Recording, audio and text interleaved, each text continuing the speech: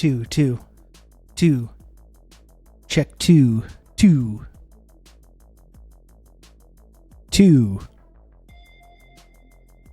What's up? I was getting ready to get started, just waiting for hella gay Jamie to show up, the main character of the universe. So I was just waiting on that and then ready to go. You could be munching on an apple?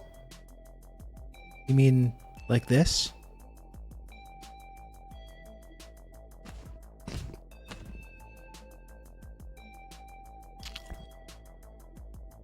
Is that what you're referring to?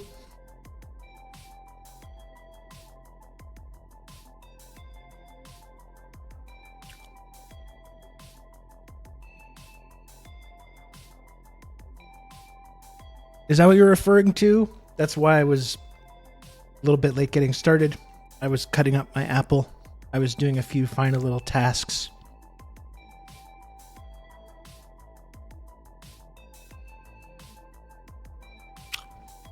We all love doing tasks, don't we?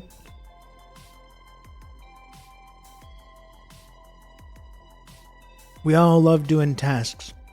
I was a little ambitious this morning. Didn't accomplish everything that I wanted to. I did do a little tidying, so that's good. I wanted to tidy and go to the store, and I just did one of the things, but that's not bad. Right? It's not bad. When you have two tasks you want to do and you do one task, that's still good. That's 50%. That's 50% of the tasks.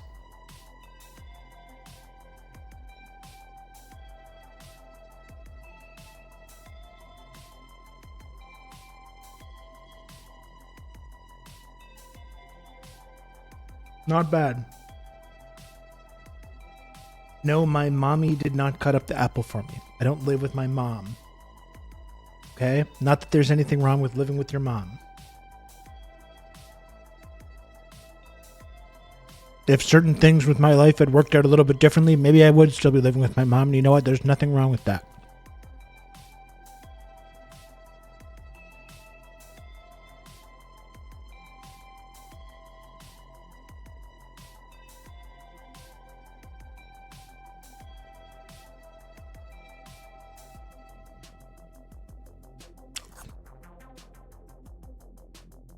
I assume we're plotting the downfall of empire today. Every day. And my lunch is good. Before we start really plotting the downfall of empire, we gotta have lunch. We gotta be hydrated. You gotta have something in your tummy, your tum-tum.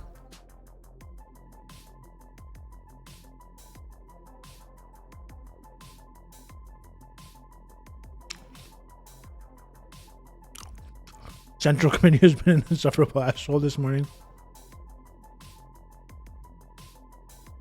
I saw Mike has been kind of digging in his heels a little bit with the whole like AOC, the squad. They're advancing the cause of socialism. They're doing this, doing that. You know?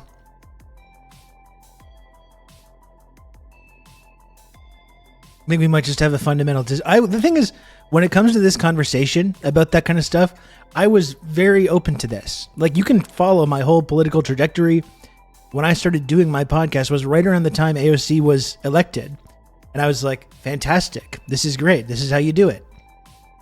This is how you do it. You run like really progressive people in these like big parties. You build power that way. You get people into these big parties with good ideas. The more and more people are in there, then eventually you can have some kind of like democratic input. Wonderful. And then I think here we are 6 years later, and it's kind of like, oh, okay. You know? So it's not like I have some kind of like, I think there's like, I'm trying to be edgy or like, you know, ultra left or anything like that. It's more just like a real-time observation about how that has worked in practice. You know? Really loves AOC, she's fine, whatever, but she's screaming at his chatters for half an hour. Here's my thing. And again, sometimes she does things that I agree with or that I think are okay. Here's the thing though. I think it's mutually exclusive to say, I'm against Israel's genocide in Palestine. I'm against Israel's genocide in Gaza. I'm against the Joe Biden administration and their role in promoting and funding this. And also at the same time, you got to make sure you vote for this guy, Joe Biden, in the coming election, because otherwise, then the really bad people are going to be in there. And we don't want that. I'm going to criticize our own government's policy here, and then I'm going to take pictures with the guy that's creating the policy and do like aviator selfies and take pictures with him. But by the way, I'm against the genocide in Gaza. I'm going to show up at these student encampments now to show that I'm like learning. And I'm talking to the people. Like, I'm sorry. You know, I think in different circumstances you can kind of defend that sort of thing, but it becomes impossible to defend, I think, when you see what the Democratic Party is supporting.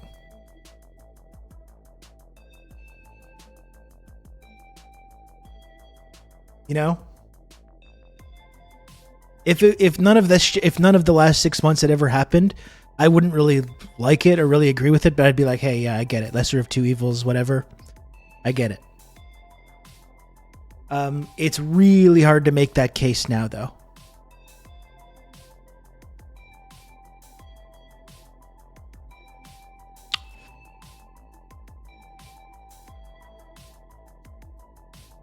And I don't know, she voted to give the Iron Dome more funding. She's carving out this, I think, non-existent political position of like, I support Israel's right to defend itself, but also I support Palestine theoretically. You know, carving out this space between the radical side and between the moderate side. It's just like, who is this for? Who is this appealing to? A third way, if you will. That's right. You know, who is this appealing to? Who is this for? I don't know.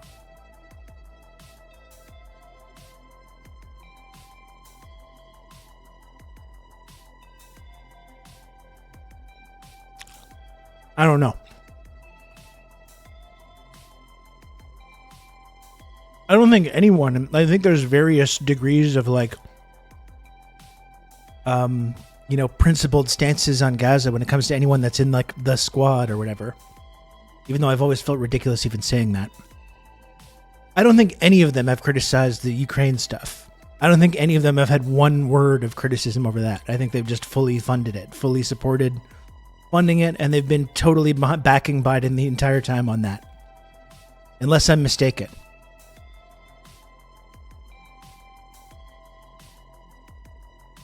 And then I find you have like members of the squad that have good stances on Palestine and really do criticize Joe Biden, and then turn around and like take these reactionary foreign policy views against other countries as a way to kind of like compensate or still have like credibility. You know? Like China or Syria or whatever, or Russia or whatever.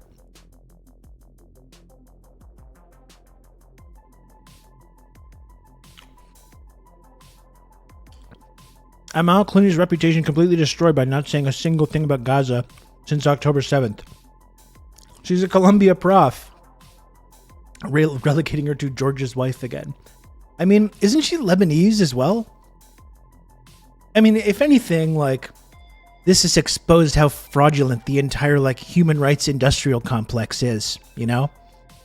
All the different, like, human rights NGOs who have sat on their hands for the last 6 months. It's exposed it as just being completely fraudulent.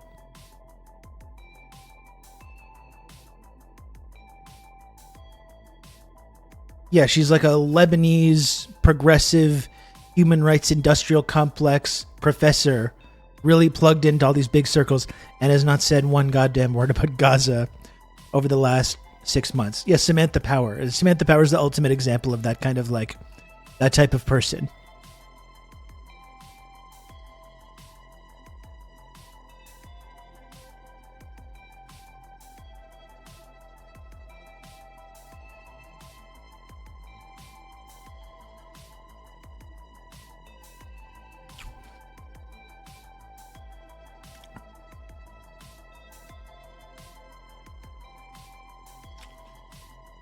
Just eating my last apple piece here.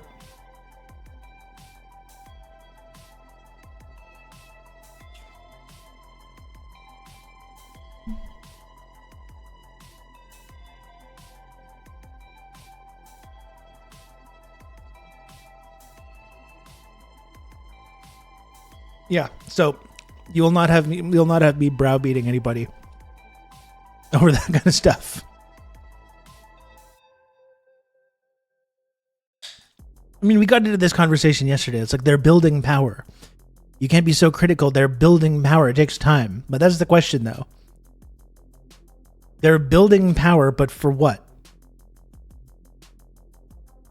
Like, I would think if you're in the middle of building power in these big liberal parties, and that party starts funding a genocide, that's the time to use whatever power that you've managed to build to try and stop that from happening, which has not happened. Like I said, they wrote that one letter about Ukraine and they retracted it.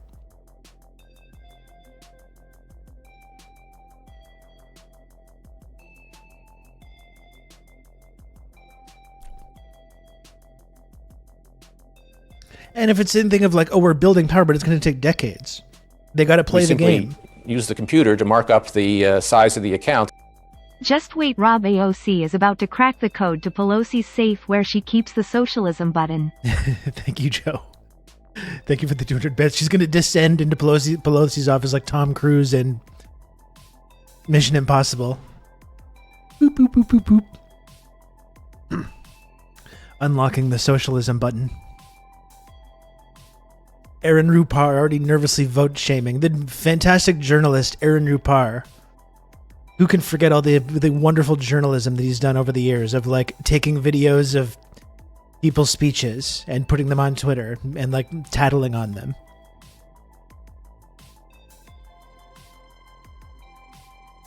You know the bravery it takes to take Trump's speeches and put clips of them online and say Orange Man bad afterwards? Do you know how much bravery that takes?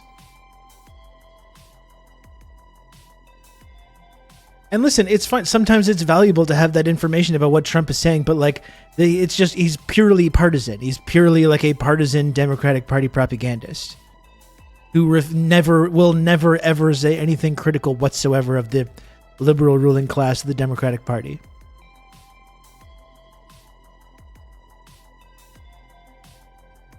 Happy May Day to you, Spaceman. In fact, I forgot to put that in the title. Have good old Rob to talk you through all this. What do we got here? Genghis. Thanks for the 20 months of Tier 1. Thank you, Genghis.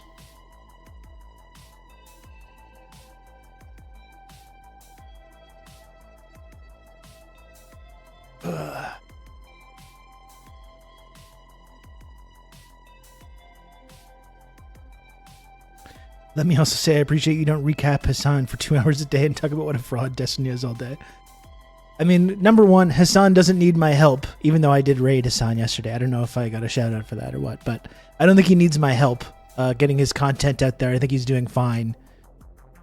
And yeah, the less we can talk about our friend Steven, the better, you know?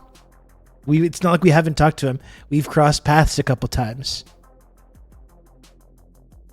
But I try to avoid talking about people that just make me angry and upset.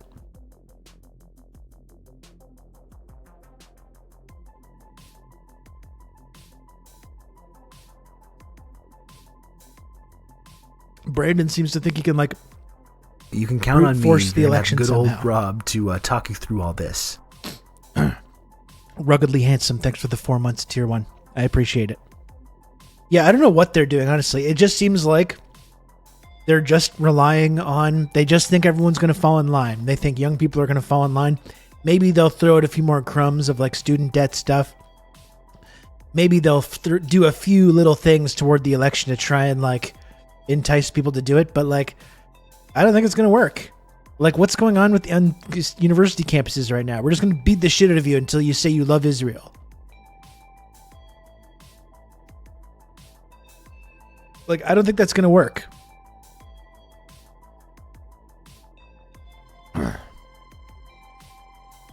He's trying to reschedule cannabis to distract Zoomers. Like, rescheduling. Jesus Christ. He should have ran on decriminalizing or legalizing marijuana in 2020, which probably would have like helped him a lot, which he doesn't do because he's still this reactionary law and order pro drug war person, regardless of whatever fucking evidence has been proven that the war on drugs has been a complete failure and disaster. Oh, we'll reschedule it. But the thing is, I don't think it's going to work. Like, again, it's anecdotal. It's totally anecdotal, but I have seen and heard from people who have managed to get student debt canceled under Biden, which hasn't been everyone, but some people have really benefited from that. And there's people out there, again, totally anecdotal. Maybe it doesn't stand for like a majority or whatever, but I have seen and heard people saying like, I got student debt canceled under Biden and I will not vote for Biden because of Palestine. Like, you think these university kids now that are getting the shit beat out of them by either riot police or self-deputized Zionist brown shirts, do you think they're going to be swayed by like student debt shit or like climate policy that's like, oh yeah, we're going to build some more EV batteries and EVs? Do you think they're going to be swayed by that? I don't really think so.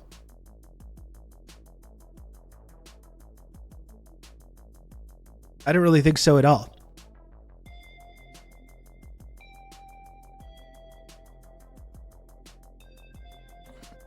And remember, we were all expecting Biden to get totally rolled in the 2022 midterms, and he didn't. And the primary reason he didn't was because of young people.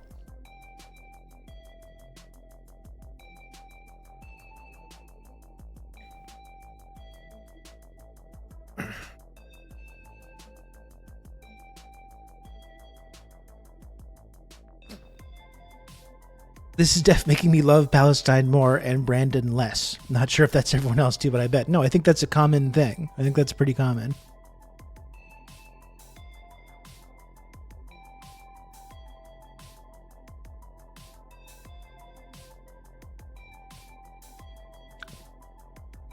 So yeah, it's good. Like, it's really something else, this campaign, if you can call it that. And he hasn't even got out and tried to like start doing speeches yet. He's done a couple, but he's not even really campaigning yet. Like, I don't even know if he can. I don't even know if he can campaign physically and mentally. Like we said before, you know, he wouldn't even have won in 2020 if he had to physically campaign, because he won partially because he was campaigning from his basement.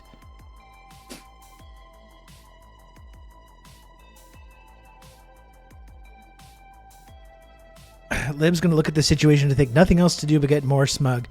Well, it's spooky. I mean, the people as well that are like, you know what I'm going to do? Instead of like getting on the phones or like going door knocking to convince people to vote for Democrats, what I'm going to do is just yell at people on Twitter instead. Like, that's what I would recommend. If people are that devoted to this idea of like the lesser of two evils and voting for the Democrats and why Biden would be better and why the orange man is bad, like, okay, I don't totally agree, but okay. Well, then get on the phones. Like, what are you doing on Twitter?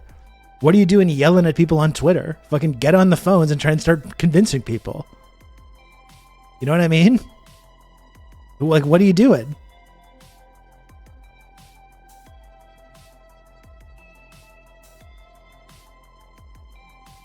Listen, tankies, fascism is at our doorstep. Democracy's on the line. That's why we need to run the oldest man alive. Don't ask questions. Just trust me. It's a great idea. He's so decent. He's so decent and empathetic. He's restoring the soul of America.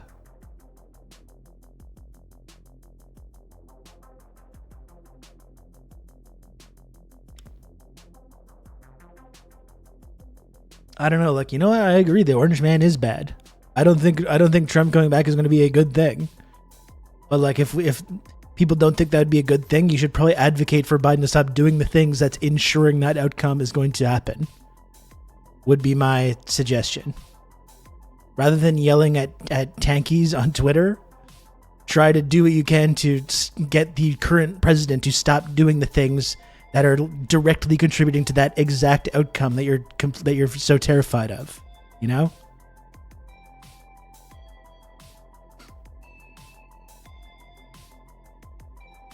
Wouldn't they try to win? I mean, that's the question. That's it. I think these people just still seem to think that, like, people are going to fall in line. They still think people are going to fall in line, and I just don't know if it's going to happen. And maybe it will. Like, again, I don't even want to make any predictions. Brandon may win. They may still win. You know, you can't really underestimate how fucked up the Republican Party is and these reactionaries. Like, they've like killed their own chances by being so obsessed with abortion that they've like stripped away reproductive rights even from conservatives that are like, okay, this is kind of going a little too far here. You know, Republicans, rather than just doing the easy things because they're such fucking losers, they're running on all these incredibly unpopular things themselves. So they very well could still lose. I don't want to sit here and predict that they're going to win.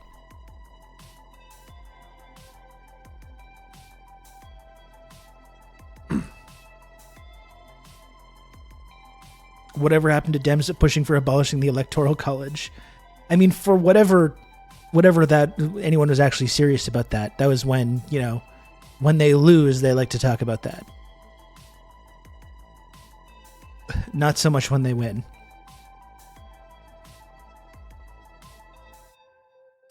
The Trillbilly hosts live in Trump country and they aren't seeing the same enthusiasm for Trump as previous times around. Yeah, no, I don't like he has his diehard devoted fans, definitely. And I do think there's something to the idea of, like, you know, Trumpism going a bit more mainstream and becoming kind of like more acceptable in the mainstream. But no, I don't. I kind of feel the same way. He's got these devoted hardcore fans, but not quite. I think it feels like it's diminished. Perhaps, like we were talking to that guy yesterday, perhaps a lot of people realized Trump was president 4 years and my life still fucking sucks. Maybe people realized that. He didn't challenge the deep state.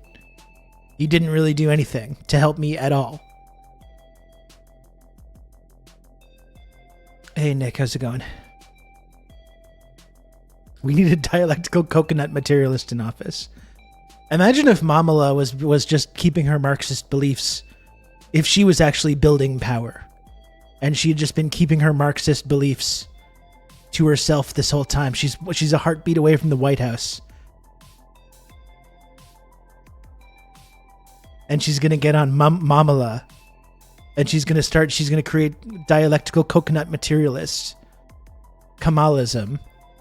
Marxism, Leninism, Kemalism.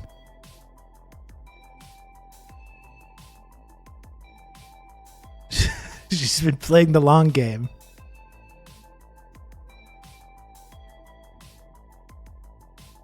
Maumala. That's good.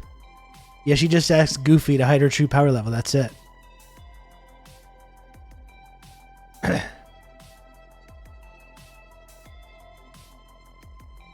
The best thing about Kamala was the K-Hive. Whatever happened to those goofballs? I'm sure they're gonna be brought out. Whatever, like David Brock, liberal, like you have some kind of air-conditioned warehouse full of like people on their phones or whatever, funded by whatever David Brock, whatever dipshit. They're gonna be back out in full force once the election cycle starts. You're gonna have good old Rob to talk you through all this. Part Ian, thanks for the 32 months.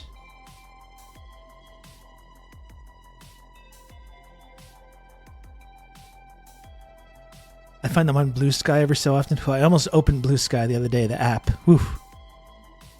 I've managed to avoid that, though. That was the trick to doing entryism all along. You just act like you're on potent cocktail of designer drugs. Exactly. They'll never suspect a thing. They'll never suspect a thing.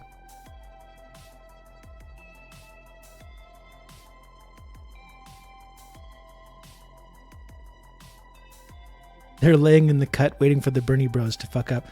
I mean, that's one of the amazing things too, Matt, right? This whole myth of the Bernie bros. Like, all these people have moved on. Like, no one ever even talks about Bernie anymore. Which shows that was always bullshit. That Bernie was like someone who was like tapping into a certain like resentment that a lot of people had. It was never some like cult of personality. As soon as Bernie kind of started playing nice with the establishment, people were just like, okay, well, go away then. And just moved on and started doing other stuff.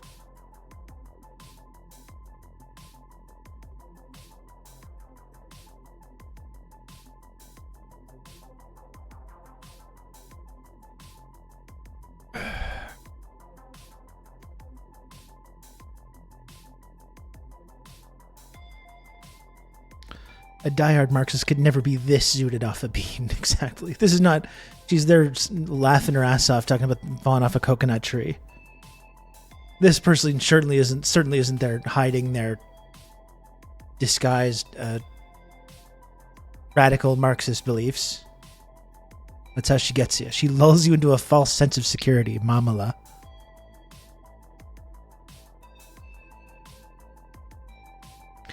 Anyway, I think we should probably get to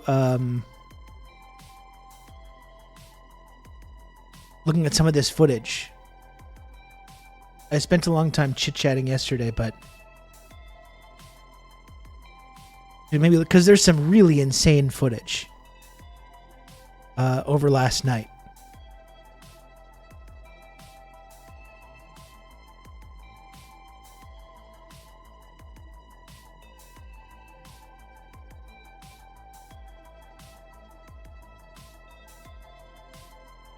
No, I know the footage is insane. It's crazy.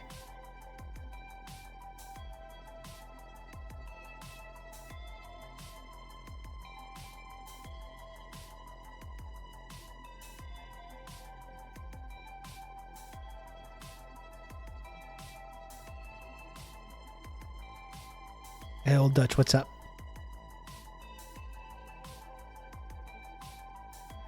We didn't just lose interest and wander off. He supported the genocide. Yeah, and he's doing the same thing.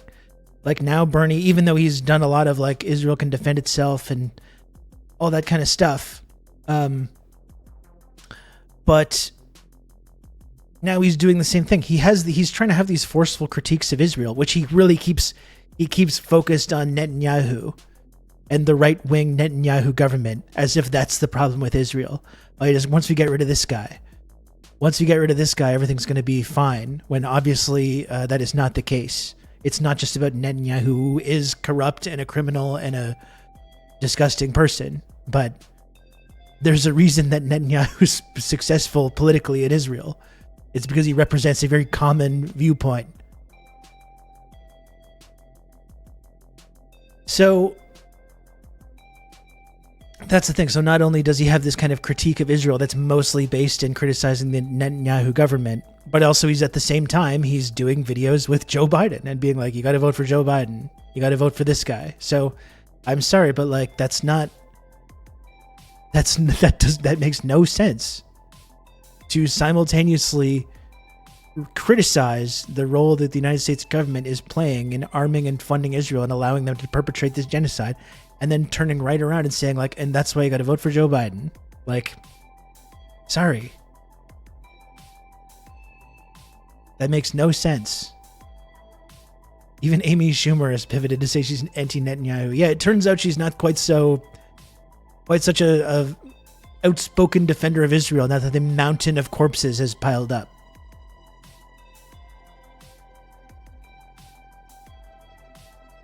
Turns out it's not quite so such a great look when you're a tireless advocate of the country that's committing this brutal mass murder campaign of little kids. And of course, no career consequences for Amy for any of that, obviously.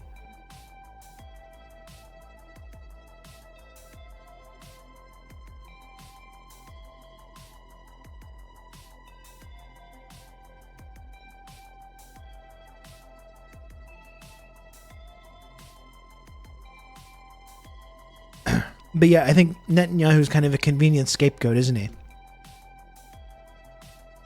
He's a convenient scapegoat for anyone that like wants to criticize what Israel is doing without really like putting anything like at stake or really offending anybody. You know?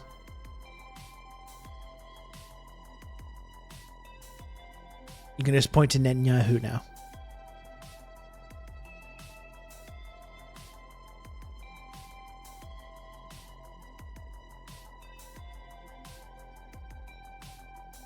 And either way, like even if you're a Democrat and you're criticizing Netanyahu, well, your guy is giving not only giving Netanyahu like a big hug on TV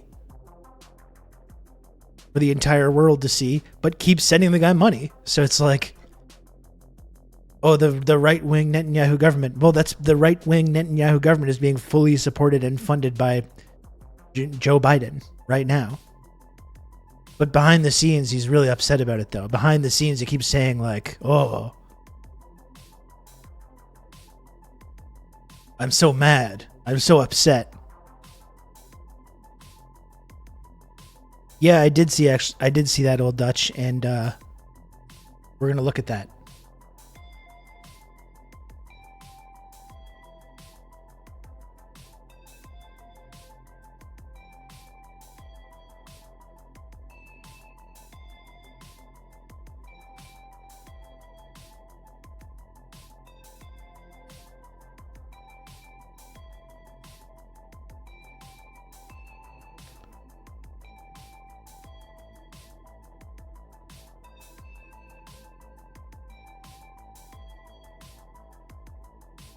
Blowback coming home. I mean, I guess now I don't even need to put the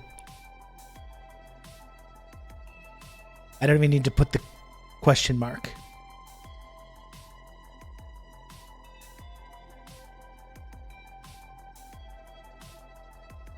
Like, we're going to look at some of this footage.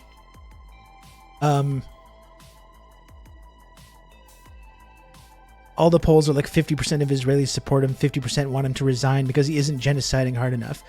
Yeah, and I think there are some Israelis that don't support Netanyahu because he's corrupt, but of all the people that are protesting Netanyahu, I think a very, very, very, very small number of those people in Israel are like, by the way, I'm opposed to this policy in Gaza. Look, I know there's some like families of these hostages that have been protesting Netanyahu as well for like not doing a deal to get these hostages released and instead bombing and starving them. But that's still not really even, that's not like a pro-Palestinian stance. That's like, why are you killing our family members? Why, we don't want our family members to be caught up in this like Hannibal directive. It gives me physical anxiety watching this footage, like the seams are really starting to unravel. Like, someone is going to get killed, right? Doesn't that feel like an inevitability right now? Like, one of these kids is going to get killed, and I promise I'm not like cheering this on. I certainly don't want that to happen, but like, logically, like, what is the next step here? Like, these encampments are not going away. These students are being more and more radicalized by these events. They're doubling down, no matter what the universities are saying. They're threatening them with suspension and expulsion. You can count on me. You're going to have good old Rob to talk you through all this. Mistress of Insanity, thanks for the 7 months tier 1. It's weird. I'm not getting a lot of the text-to-speech is not working for some reason. Fascism always comes home. I don't know if it's being sensitive about the language or whatever. Thank you very much for the 7 months of tier 1, Mistress of Insanity. I really appreciate you.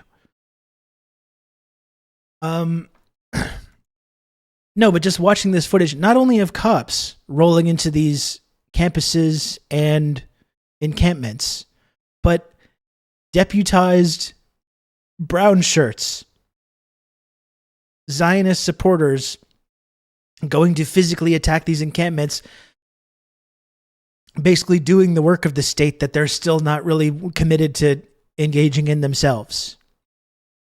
And who knows how many of these people are actually cops and are actually agents of the state. Like, we don't know.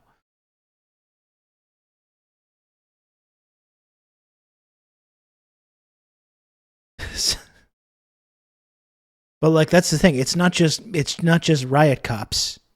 It's self-deputized Zionist thugs.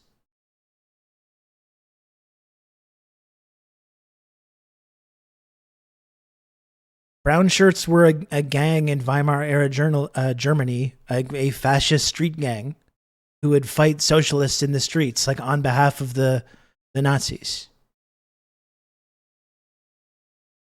And it's actually hilarious. Like, I don't know if people caught this today.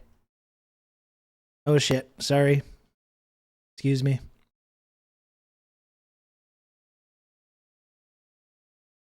I don't want that. I want...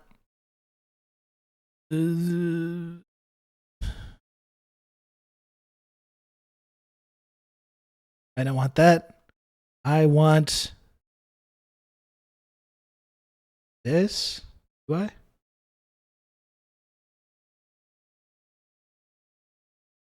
Why is this so small? What's going on here? Oh, it's like this. Okay. One moment. Let me just get this going here. So we're going to look at some of this footage from last night, and it is insane. Like, this footage is fucking insane.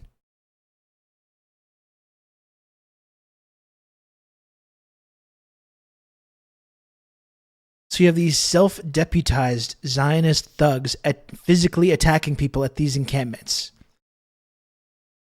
And then look at this tweet by David Frum.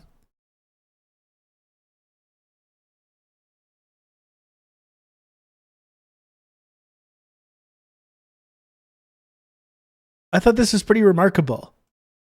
Because David, there's an admission here. Right? And I'm describing these Zionists as brown shirts.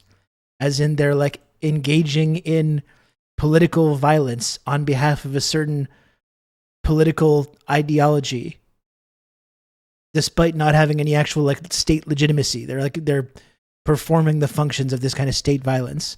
And then you have David Frum says, if you don't want to be Weimar, you unapologetically enforce public order against both the Reds and the Browns. So he's actually admitting, David Frum, Israel supporter David Frum, is actually admitting in this tweet that these Zionist supporters, these Israel supporters on these campuses, are acting as brown shirts. Like he's fully admitting that in this tweet, which is pretty amazing.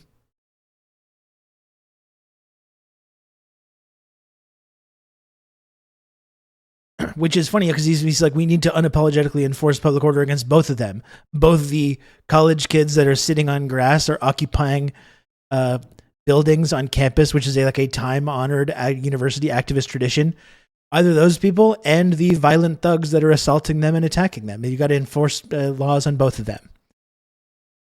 But again, he's admitting tacitly here that the pro-Israel supporters, which he also fully supports, are acting as like self-deputized brown shirts for this fascist project.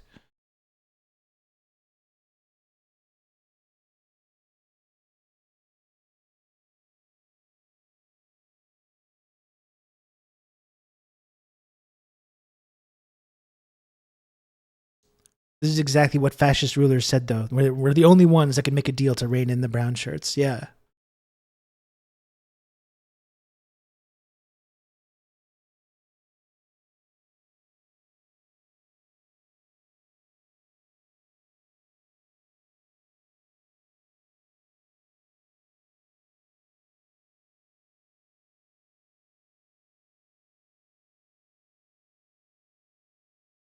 Now let's take a look at some of this footage, though, because it is crazy. It is really crazy.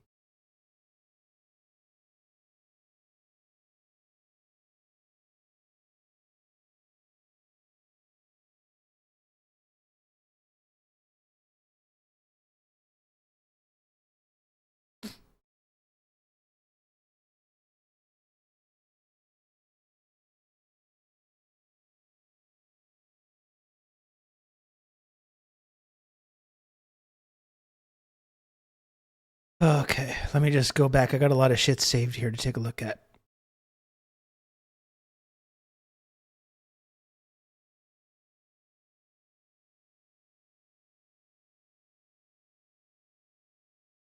I think first as well, it's good to... Oh, let me find it. I wanted to take a look at this Eric Adams speech where he kind of set the stage for this violence to happen, and had the way that like they're kind of running with this idea that like these campus protests, like not only are they not legitimate, but it's like outside agitators, you know? Yeah, Matt, this is what I'm talking about. Oh, it's not students. This is not just a peaceful sit-in. This is not just like normal student activism, which of course was right during the apartheid era and during the Vietnam era, of course, but now is wrong. These aren't real students. These are professional activists. We don't know where they came from. This kind of stuff.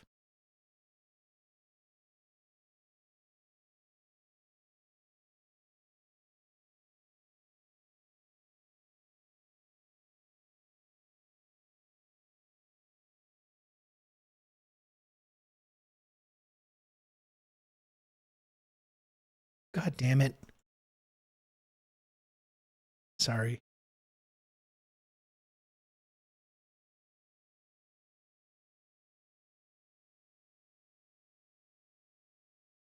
Messed up. Stuff here. He says Colombia protests has been co-opted and is going to share their intel, he says at one police plaza. He advises students involved in the protest to leave the area and tells parents to tell their kids to leave before the situation escalates. They're going to go after PSL, People's Forum crew. Yeah, I mean, they already have tried. There's already been stories in the New York Times about how it's, this is a PSL and People's Forum and Code Pink. They're all funded by China. They're funded by China and Russia. So they absolutely will. Yes, they've already planted the seeds for that, which a lot of people like on the like liberal left, social democrat, anarchists fully support and believe in as well. Fully agree. So thank you for that to those folks.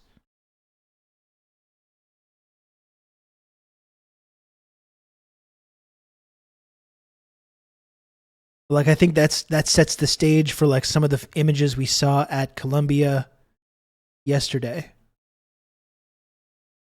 There's stuff from Columbia and there's stuff from UCLA and a number of other incidents last night.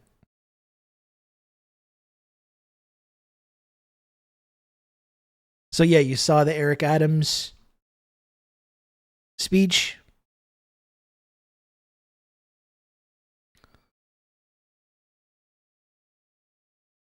And then that leads to this. This is Columbia's camp. Like, this footage is fucking insane.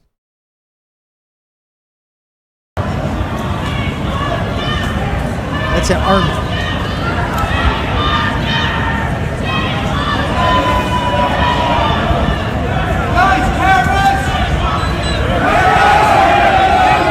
Yeah, how much are these guys being paid?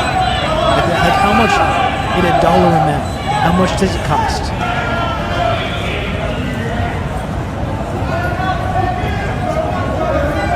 These are for students that are occupying administration buildings.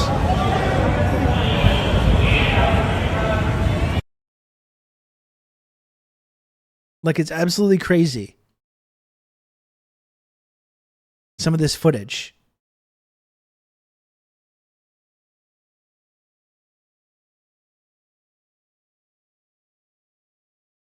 Back it up! Damn it!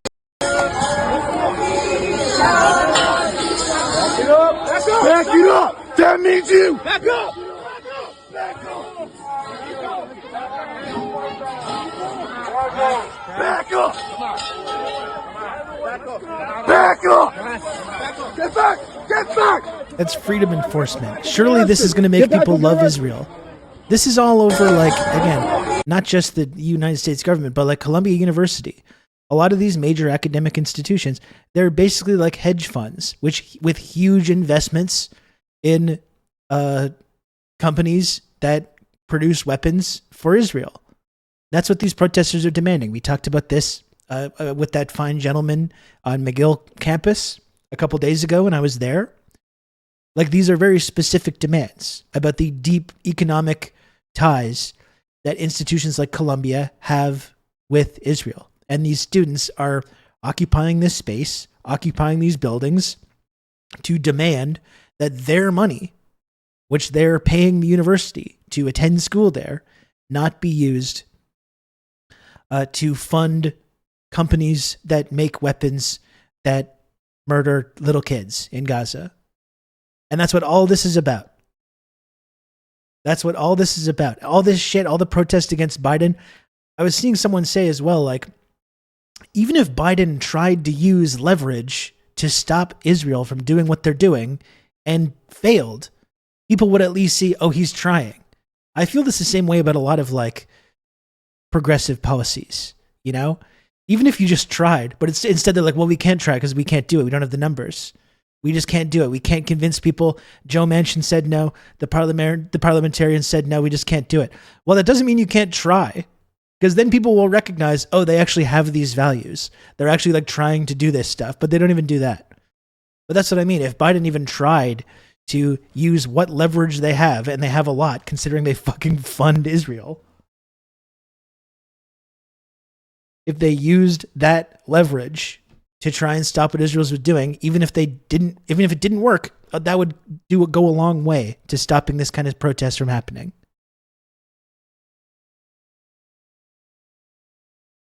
Nothing activates the repressive arm of the liberal state like undermining the doctrine of private property. That's right.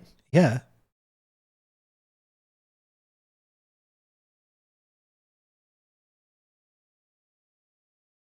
And it'd be easier to invest elsewhere, but it's the principle Zionists won't admit they're ever wrong about anything.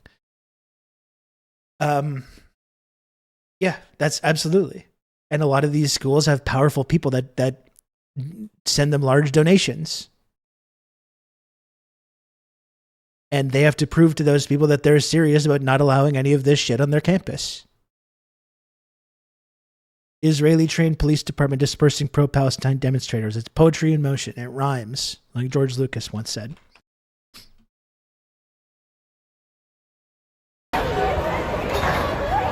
And this is, they renamed this hall Hind Hall after the little girl who died horrifically in Gaza.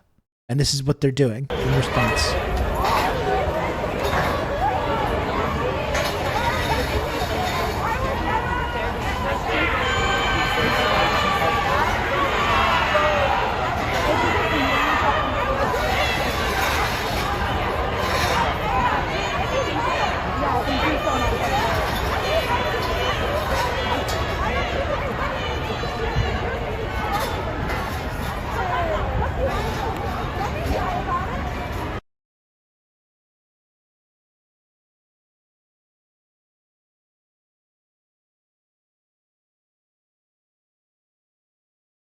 They got guns out. They have weapons drawn.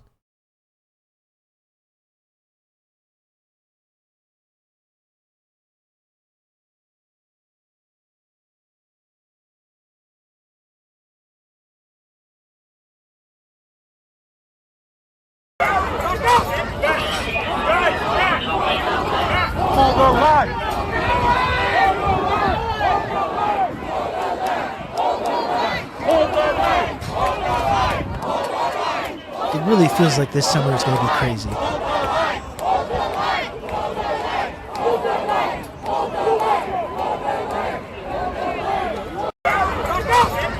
And this is what I mean, like either with this or with these like Zionist brown shirts that we saw last night, someone is going to get killed. Like it feels like only a matter of time. These students are not backing down, and as long as they don't back down, there's going to be more state violence and like unofficial state violence like we saw at UCLA. Someone is going to end up dead here. And like, I have no idea what's going to happen when that moment comes.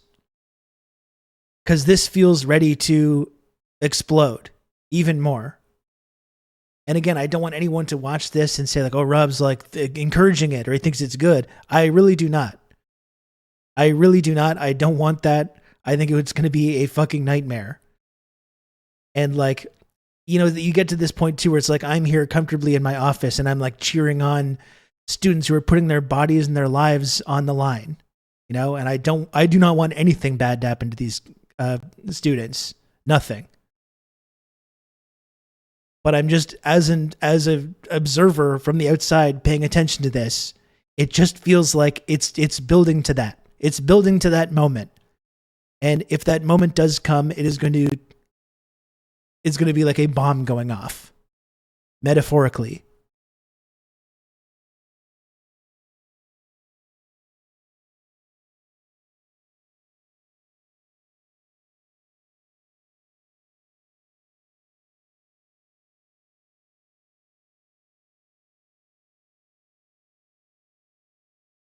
Cops will shoot a kid, say another kid did it, then use that to justify shooting more kids.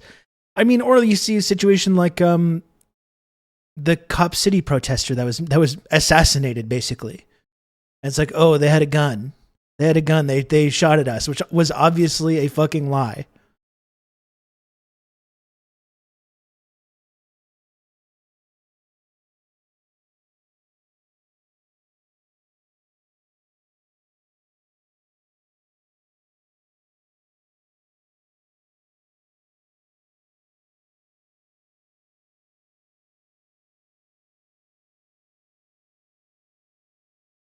So this is all Colombia. Let me see if I can find some more footage of that.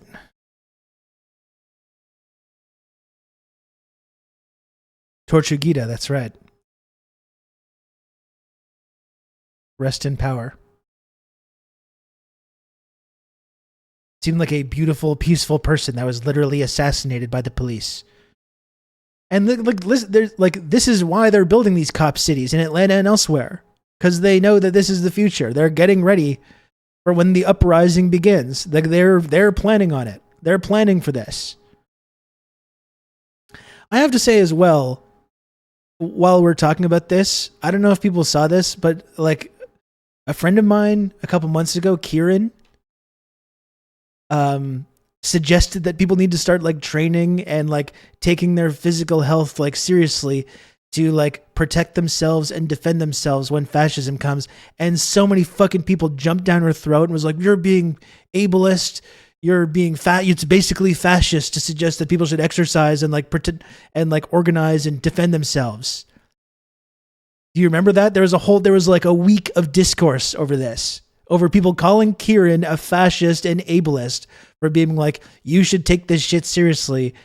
Get to the gym, start exercising if you can, and get ready to defend yourself and your community, because that's what's coming. And so many people, not like centrists, liberals, conservatives, so many people. This is some guy, like Rob Russo, some leftist based in Canada. And social I democrats. was turned on to this sick individual, and I found this. Brigaded her for multiple days over that. So maybe I'm hoping some people maybe have some moment of self-criticism or self-reflection. Zots, thank you for the raid. I hope the Zots stream was good today. That a fascist worked out today. Did you? Discourse was insane. It was insane. Yes. And listen, I'm in terrible shape. I'm not lecturing people about that. And no, not everyone can defend themselves. Not everyone can go to the gym. No one is saying that. No one is suggesting that it's like you're wrong or bad for not doing that. But so many people like spent multiple days coming after her and going after her for making this suggestion. It was so stupid.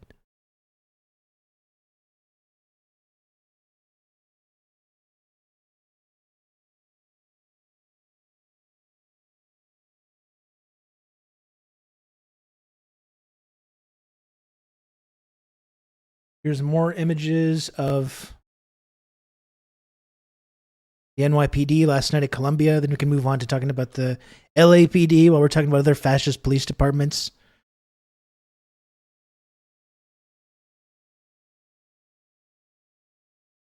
I defended them, though I don't lift yet. I mean, I should probably lift. I've talked many times about how I need to take my physical health more seriously.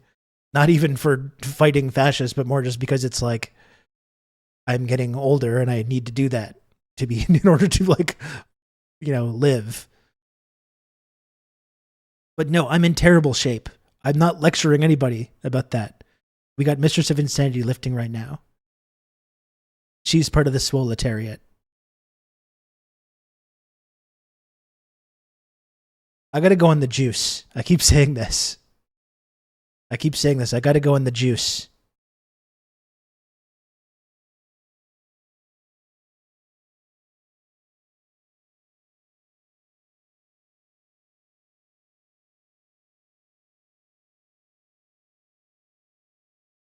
Anyway, I just thought I would mention that because it was completely unhinged the way she was attacked for making this non-controversial statement.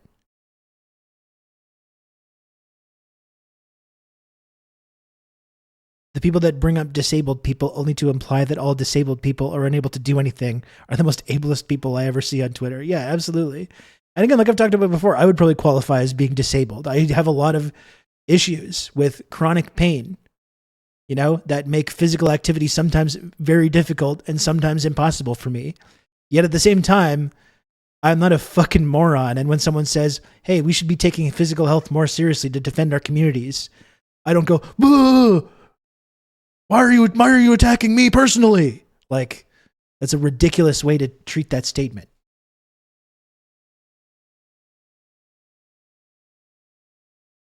Anyway, here's more footage of NYPD.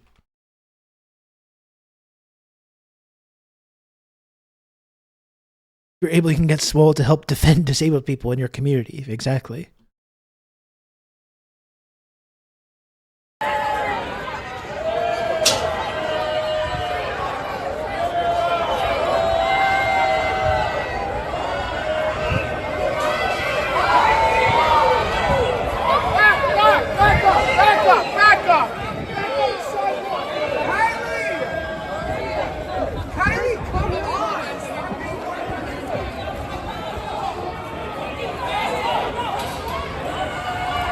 I'm a legal observer.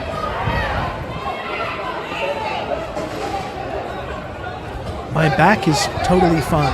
It's my knees and my ankles and my feet that I have problems with. I just hope they don't hit my face. And I don't have any wood to knock on. But if I ever get into those back pain issues, I'm going to have a really hard time with that. I'm hoping that I don't. Resistance is glorious!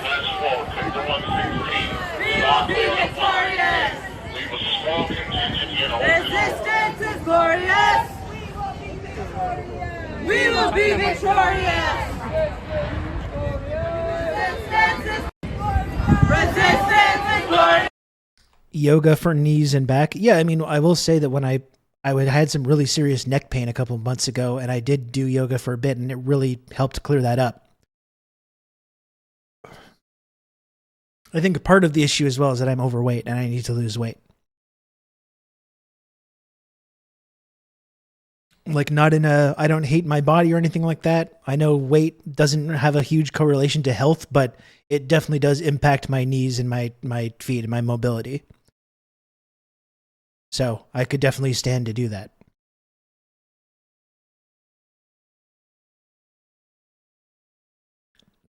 My knees and ankles hurt after a long day. Fuck, Matt, even just like going to the encampment the other day, and like I walked in the morning to pick up my son, bring him to school.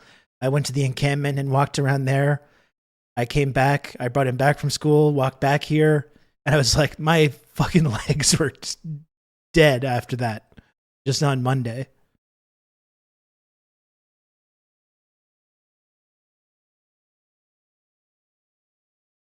Driving through a crowd of protesters.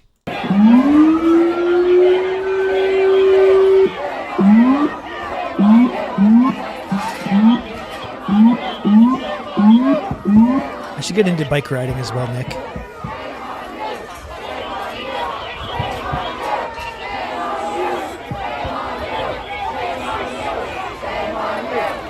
That would be really good for me to do this summer.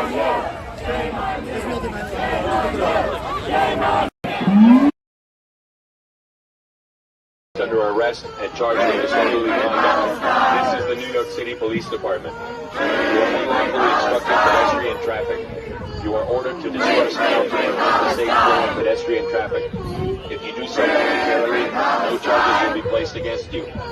If you refuse to disperse, you will be placed under arrest and charged with disorderly conduct. This is the New York City Police Department. You will be placed under arrest and charged. Bluest city in America. Too bad we didn't defund those police. I mean, I even saw people saying like,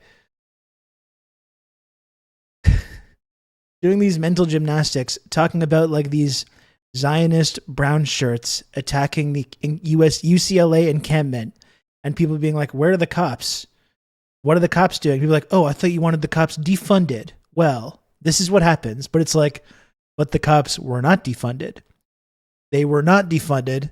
And they're not doing anything while these self-deputized violent fascist thugs are attacking protesters. That's kind of interesting, isn't it? Now imagine if Trump was president. Exactly. This would be so much worse.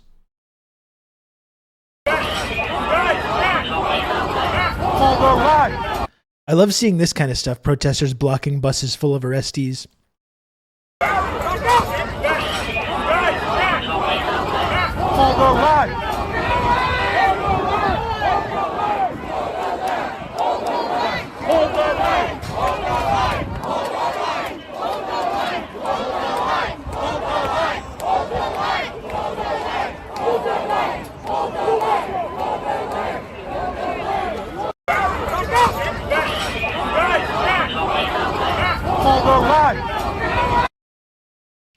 interestingly, a lot of these anti-protest policies enacted by universities were in direct response to the Unite the Right rally in Charlottesville. That's one thing that gets my kind of like tinfoil hat conspiracy stuff activated a little bit, where I do think in a way this like the far right was promoted to a certain extent by the state, and this fear of the far right was kind of instilled, which allowed people to, I think, to give the state even more power to deal with protesters and to deal with these kinds of situations, which are now just being applied to the left, as was very predictable at the time. And I don't want to say the entire far right phenomenon was not a threat or was completely fabricated or anything. I don't believe that, but I do think there's an element of it to that. Yeah, January 6th is a great example. You know, why did they get inside? How did they get inside the building? How is that possible? How did they chase away these cops? How did they chase away these heavily armed riot cops who obviously have the ability to stop these kinds of things from happening? And there's a bunch of elements to that. Some of the cops that are like were on the location are sympathetic to these people and have similar or the same views. There's cops inside the movements, informants and feds inside the movements, both on the ground and on Discord and online, promoting them. So I think it's two things, right? You have the extreme right faction of the state supporting the protesters, and then you have the more liberal inclined element of the state also supporting the protesters as a kind of like not only like a honey trap for Trump supporters, but to then give even more power to the state, which is going to be disproportionately used on other people.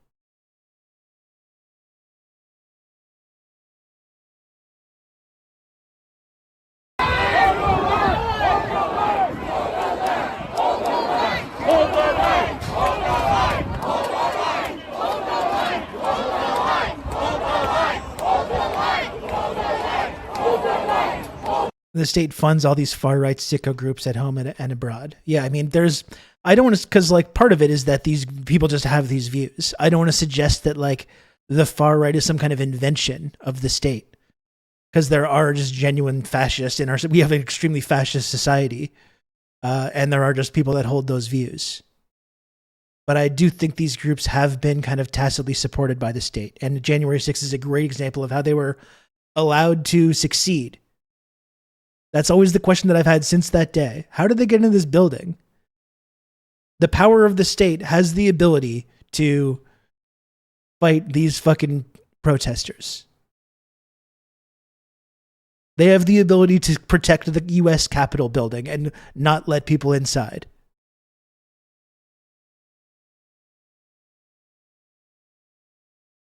I wouldn't say Glenn Greenwald is fully vindicated, but there is something to that, though.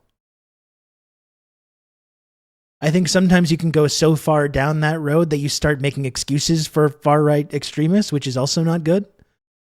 But there is something to that. The connection between the state, the security state, and these far-right movements and groups, and why that's happening.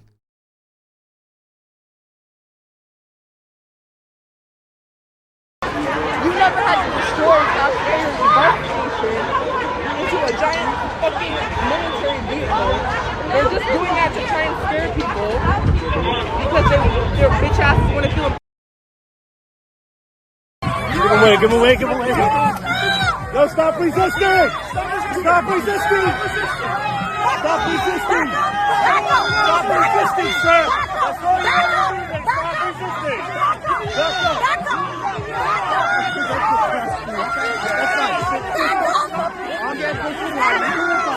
This is all just NYC.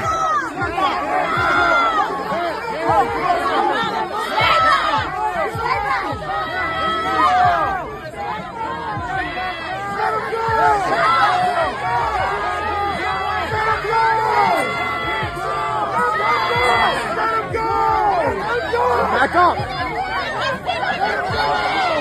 Back up!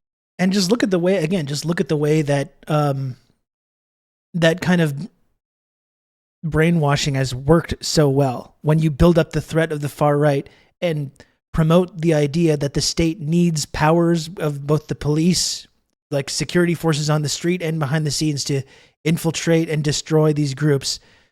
And now you have a lot of people seeing the state use that power against student protesters, and these liberals, instead of being like, this doesn't seem so good, they're like, oh, these people are just it's like January 6th. They're occupying this building just like in January 6th. It's the same thing. It's just the same thing, right? You're seeing a lot of people say that kind of thing. Oh, these are basically just Trump supporters, like that video game guy the other day. They're basically Trump supporters. I don't care what happens to them.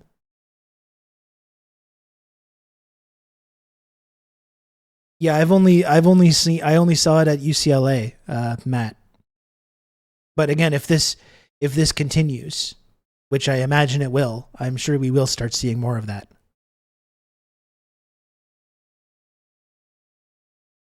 I've really seen people make that case, like this is just like January 6th. There's no difference. But it's like, well, there is a difference. I think when you occupy a government building with the intention of trying to undo the results of an election to keep the game show hosts that you think you're friends with in power, it's different from occupying a university building in an effort to get this university to divest from a violent, grotesque military operation. These are actually two totally different things. Not only are the government buildings different from campus buildings, but the reasons for why it's being done are also totally different. So no, it's not the same thing at all. Making sure a reality show billionaire stays in power versus getting a fucking genocide to stop. A liberal looks at these and they say, these are the same thing to me. These are the same. These two things are the same to me.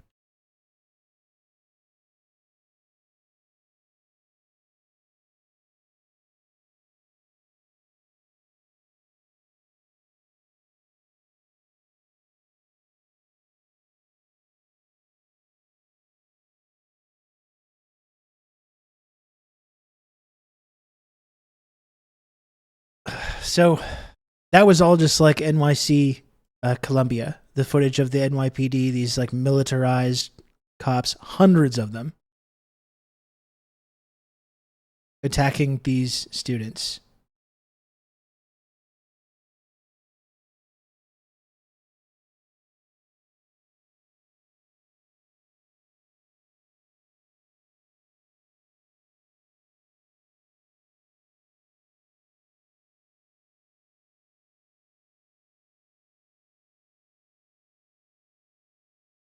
The problems are bad, but the causes are very good. That's one of the tweets that fully explain our entire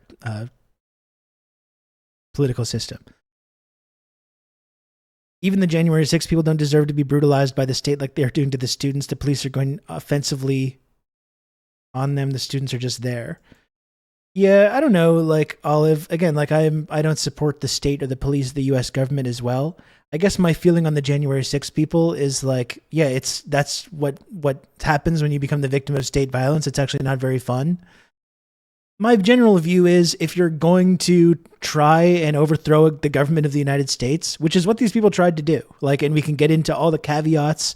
They're being infiltrated by the feds. They're being cheered on by these like media people, and who knows what people on Discord or who they're talking to, are these message boards where they were a honeypot for Trump supporters, all the different caveats we can use to talk about them. Still, the people that were there that were just fully true believers, they were trying to like overthrow the United States government.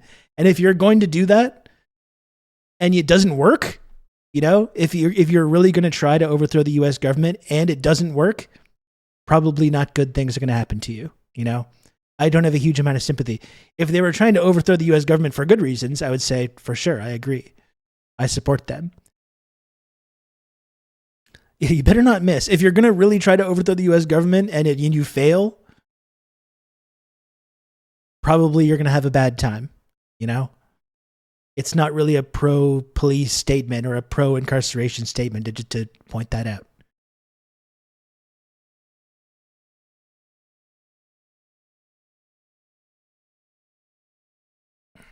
let's get into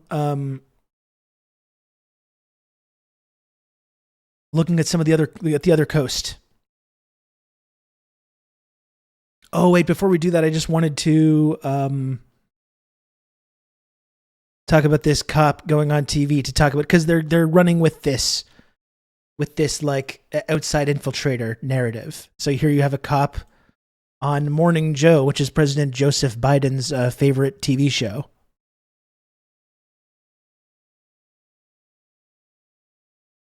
Out there making this case that these are not just like peaceful students. These are violent agitators, outside agitators.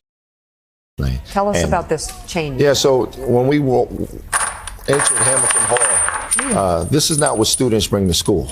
Okay, this is what professionals bring to campuses. And again, we've talked about how like the school that sells these like bike locks, but like this is not what students bring to school. You know what? I think probably a 20-year-old kid can figure out how to get a lock and a chain.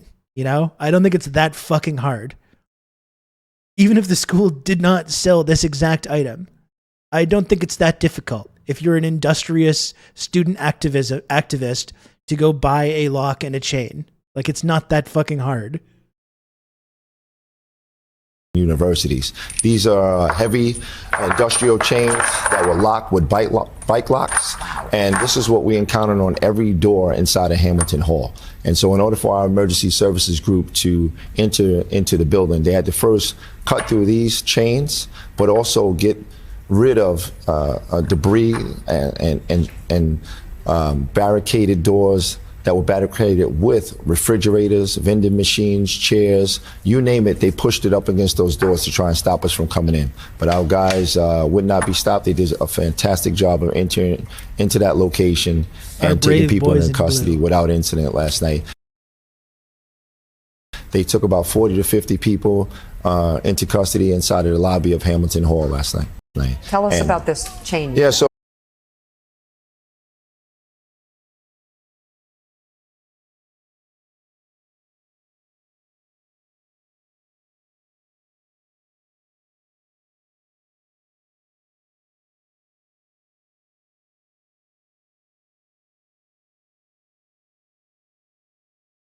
discount bike lock program. As you can see on the Columbia website, where you can purchase these exact chains.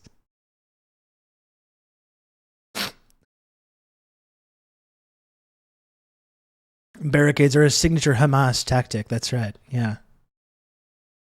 This is on the Columbia website. But I'm saying, like, even if it was not on the actual Columbia website, it's not that difficult to pick up this product if you wanted to occupy a building. It's actually really easy to get this kind of stuff. It's almost like students ride bikes. Yeah. Crazy. And I think someone actually like confronted this guy. Someone actually confronted this guy about this. I didn't look at this clip, but like let's take a look. Let's see if he was convinced.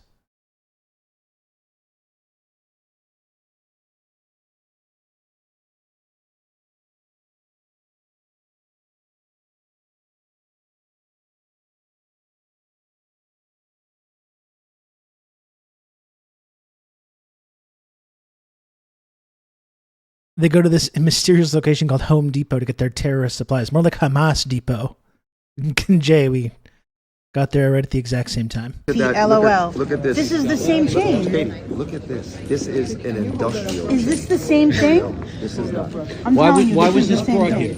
Sir, it is the same. Where's the deputy commissioner? Why was this like? Because these are the These locks fucking that we people cut just off the lie. doors in Hamilton. Were any outside agitators arrested at Columbia's Hamilton Hall? I think Commissioner wanted to address that already. No, they didn't. LOL. Look at this. This is the same chain. Katie, look at this. This is an industrial. Is this the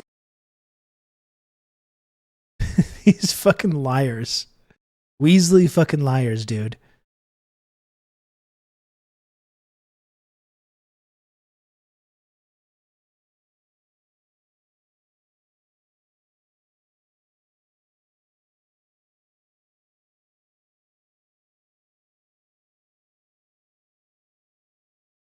Agitators arrested at Columbia's Hamilton Hall? I think Commissioner Weiner addressed that already. No, they didn't. Were any arrests made of outside? Are you asking me or are you Yeah, telling me? I'm asking. Commissioner Weiner said that there was a presence of outside agitators. We know that some were arrested, but we are not getting specific about who was who. We still have to run names by Columbia, but we know that there were outside agitators inside Hamilton. Okay, so they were arrested last night. Okay. They arrested some of these outside agitators. This is a military-grade, industrial manufactured carbon steel corrugated chain, ladies. Nothing to scoff at.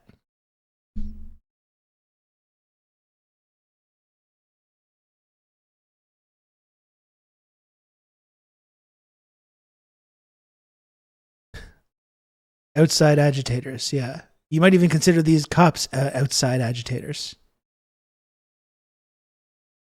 Considering they're the ones that are escalating all of these situations into these violent confrontations. A lot of these cops don't even live in New York City. Maybe we should talk about them being outside agitators. And I don't know, I didn't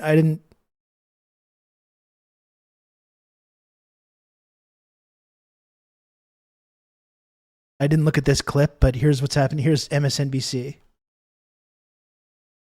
And what we have seen on the videos so far is actually the most organized and calmest and most professional police intervention we've ever seen on a college campus. And what we have seen on the videos so far is actually the most organized and calmest and most professional police intervention we've ever seen on a college campus.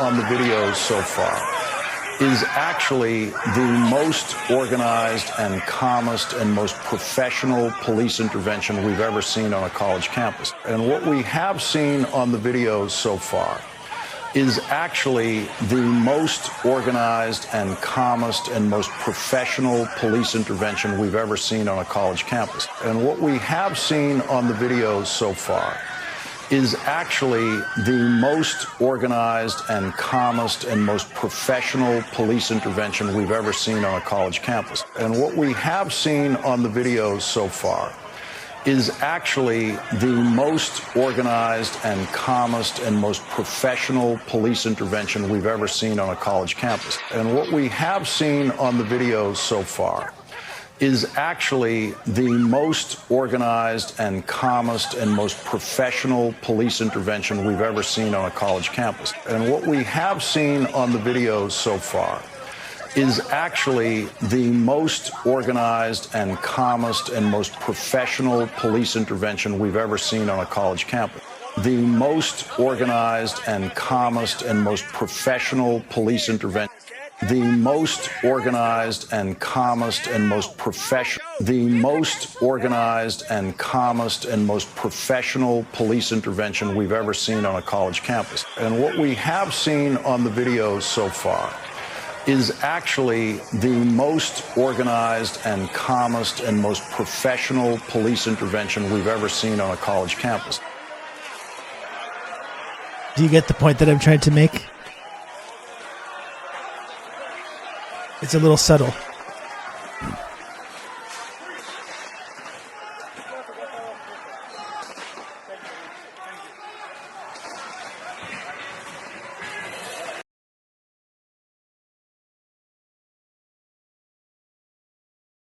Dude Zoot's still working on it.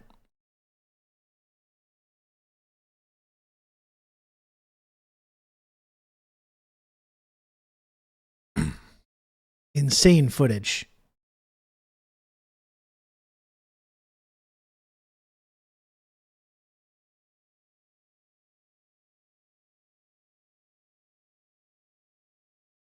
Anyway, this was all just images of what was happening at Columbia with the NYPD just last night. We're going to shift gears to talk about the UCLA campus. And you're going to see the way that, like, we see state violence in one form here on the Columbia campus with these hundreds of cops, you know, forcing their way into these buildings, assaulting and arresting students. And then you're going to see the flip side of that coin in UCLA. Both of these schools, by the way, in cities with Democratic city councils, Democratic mayors, Democratic congresspeople and senators as well. In a country with a Democratic president of the United States as well.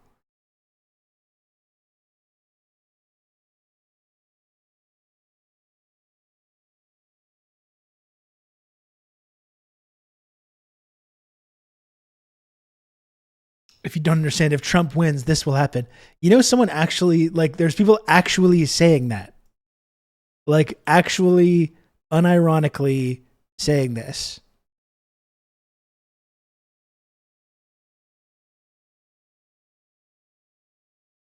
You know, this is just a random person, but, like, it's worth showing that, like, some people actually do think like this. Professor being pinned to the ground after being arrested at UW-Madison. Asking police to leave students alone. And look at this reply. We're getting a taste of Trump's America if elected. Beautiful.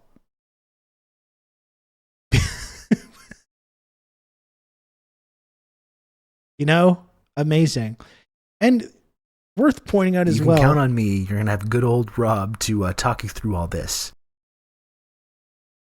That has to be a bot? Maybe, but people really do think this. Like, if we looked, we would find more comments like this. There are people actually saying this. Anon, thanks for the gifted sub. Worth pointing out, though, that if Trump was president, a lot of these liberals that are like supporting the police right now would be saying how horrible. They would all these people would be saying, look what's happening in Trump's America. Everything that we said is happening is coming true. A lot of the same people that are just like, well, they shouldn't be there. These students shouldn't be there. Yeah, I mean, it's not. This is Biden's current campaign. It's really amazing, honestly. I think once you like deprogram yourself from this like whatever Western liberal democracy you happen to live in, once you deprogram yourself of this like team sports like partisan brainworm disease that gets installed into you, gets programmed into you, once you're able to pull yourself out of that, you see that kind of discourse and it's just like so weird and alien.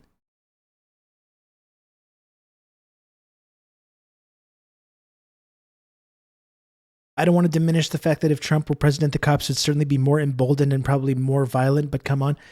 I don't even know if that's true. Like, that's a possibility. But like fundamentally, what would be different right now? You know? I'm not so sure that anything at all would be different whatsoever.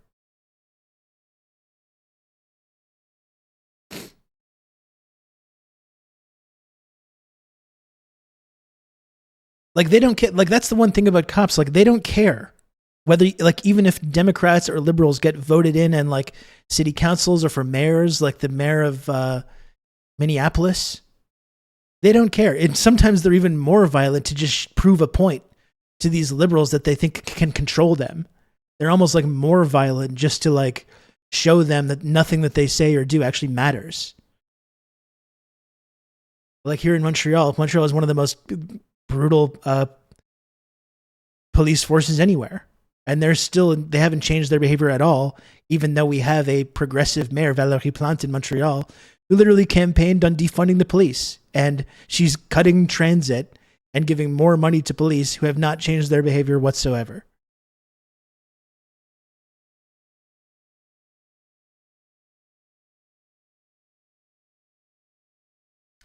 Let's take a look at some of this UCLA footage because it is absolutely insane.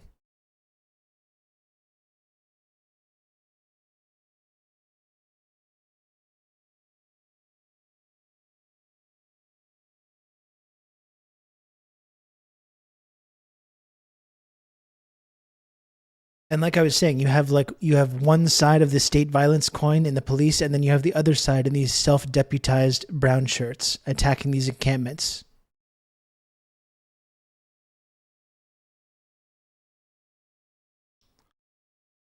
Cops, and especially their unions, have all North American cities over a barrel with a gun to our heads. No, it's for sure. It's a consortium of like real estate developers and cops are their armed wing. And they keep the machine going. You know, that's all it is. It doesn't matter what you campaign on, what your values are. You do not defund them. You don't do anything to rein them in. You can't. There's nothing. It's literally not possible. They're the ones that are in charge of these cities, not elected officials.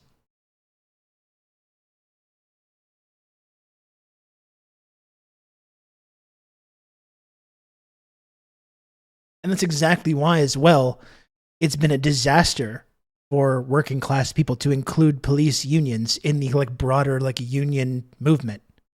Like you can't have like unions that include cop unions as part of their workers. Like they're naturally contradictory. The cops are the enemies of the workers and enemies of unions. The idea that our mainstream unions like in the West have included cops into that fold is insane. No, they're not workers. Like when you see working people lined up to protest something, they're fighting cops. The cops are on the side of the state. They're on the side of capital. They're not on the side of unions and workers. They're fundamentally diametrically opposed to one another.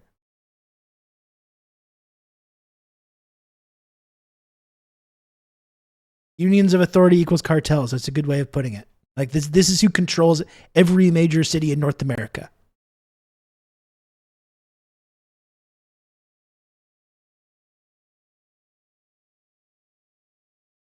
So here's some of this footage from UCLA, and this footage is shocking and insane. And this is only going to get worse.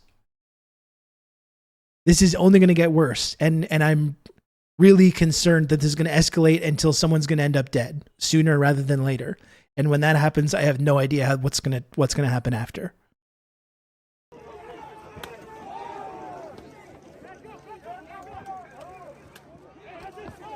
Remember also, while we're looking at this footage, remember also the multiple days of news coverage of the woman who got stabbed in the eye with a flag. Multiple news stories, like she went to fucking Washington, all kinds of interviews because of this eye stabbing that happened.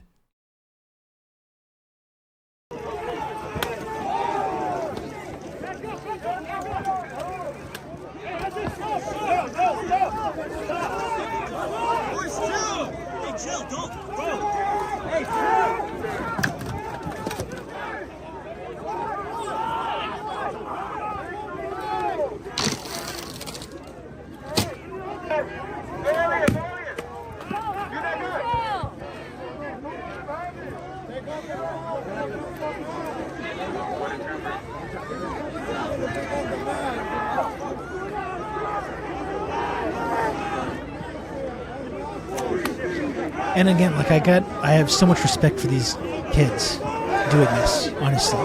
Like they're putting their bodies and their safety on the line. They don't have to be like, these kids could live very comfortable lives. Like they're going to these elite education institutions. They don't have to be doing this. Like they're putting their bodies and their safety on the line because of the violence that the US government is helping inflict to the people in Gaza. Huge amount of respect for that.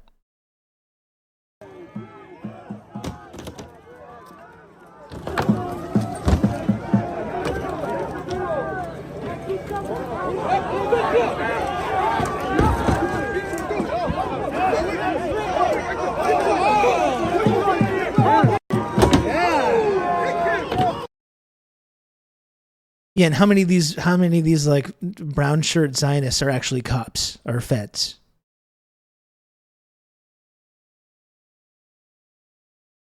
On CNN, one of the attackers wearing a mask said they were upset because they got sprayed with chemicals as they attacked people with no provocation.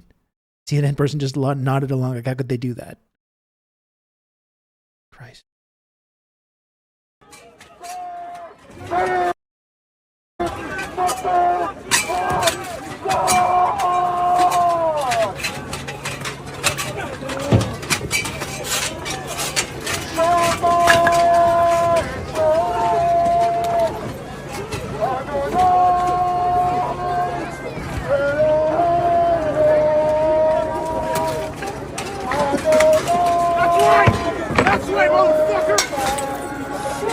that a glass bottle?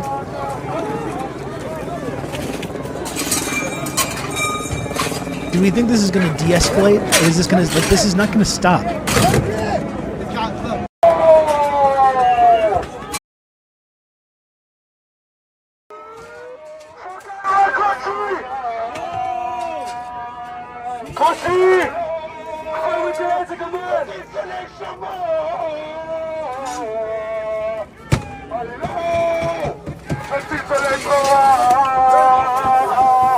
Jesus Christ. I haven't even looked at a lot of this.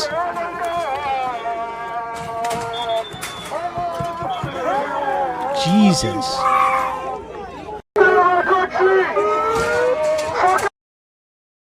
This is at UCLA. Last night.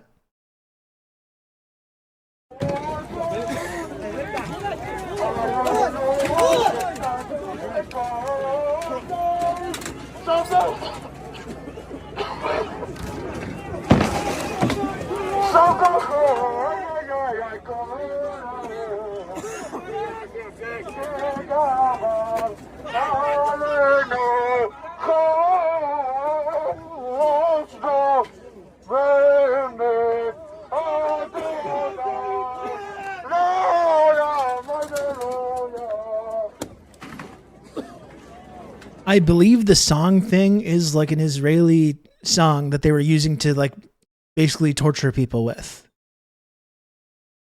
I can look into it more, but that's what I was reading.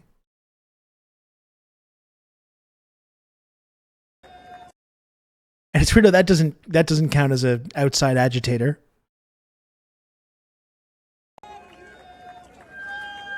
Cops, Republicans, Zionists, and Nazis all attend to protest. You can but count I repeat on me. myself. You're gonna have good old Rob to talk you through all this.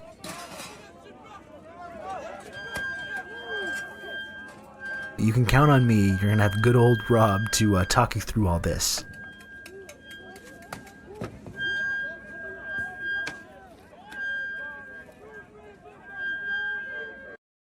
Thank you, V Lexer, for the gifted sub. I appreciate it. Thank you.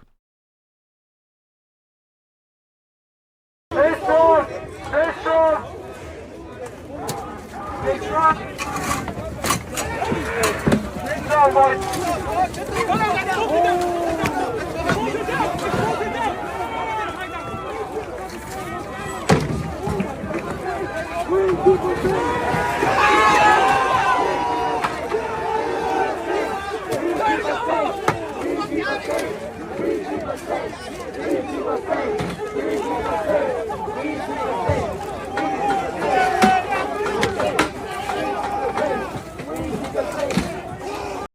Enough, stay strong!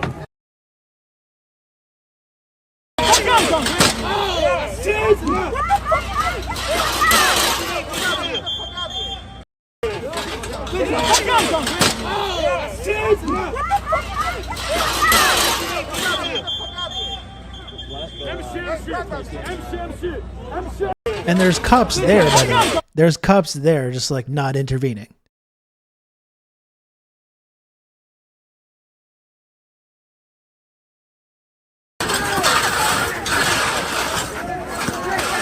This is all from the same thing.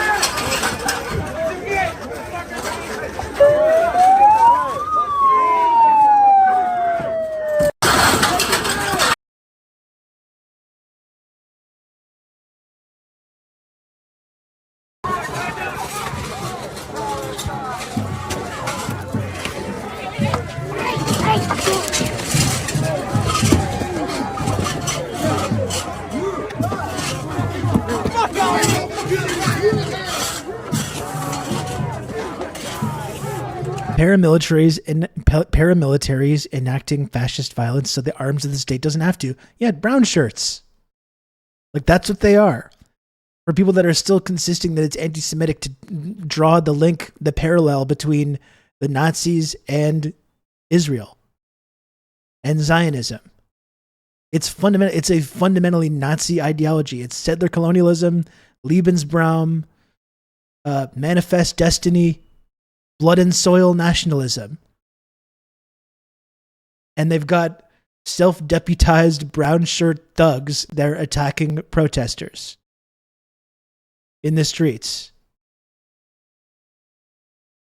Yeah, and how many of these students that are in this encampment being attacked are Jewish? Like, I'm sure that's probably something we should dig into.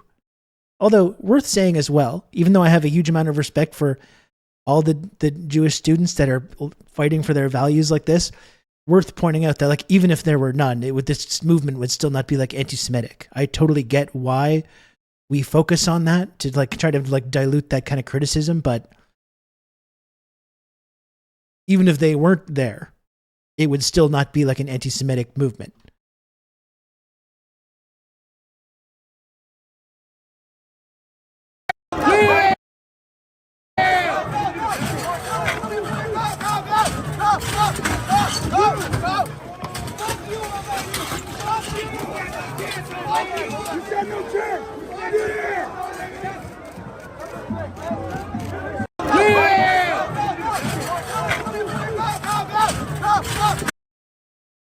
Yeah, and for all the shit about outside agitators, like, this is organized as well, right? This violent gang attacking these encampments, like, that's for sure organized as well.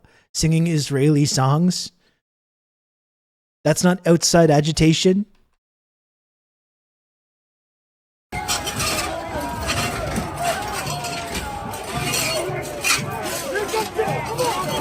How many did a summer abroad in the IDF? Yeah, or the IAF.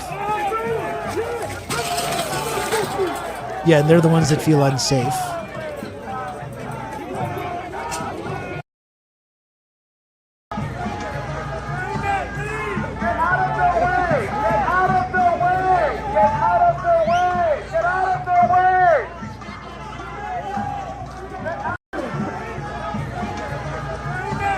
Care of organizations like Heather Reisman of Indigo's Hessig Foundation. Exactly. But when you protest Indigo, you're being a vicious anti-Semite. For protesting this Jewish-owned bookstore. I've still just got to laugh about that. Oh my fucking god, the audacity.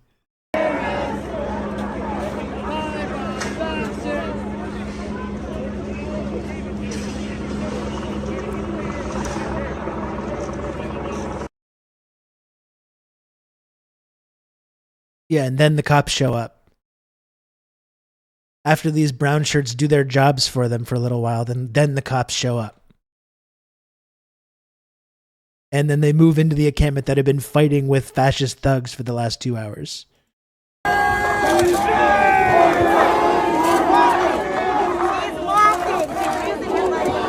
Oh yeah, they make arrests of protesters.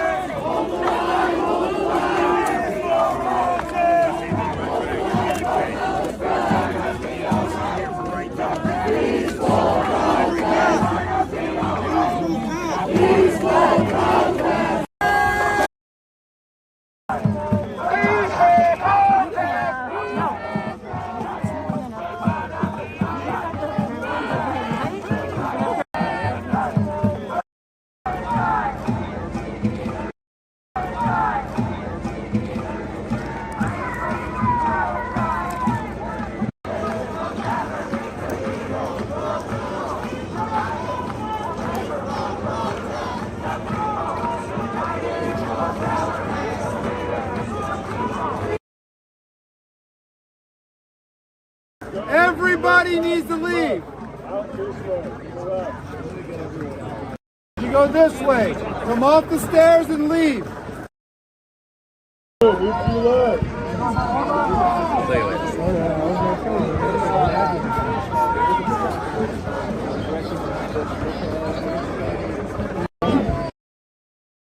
Well, that's that thread.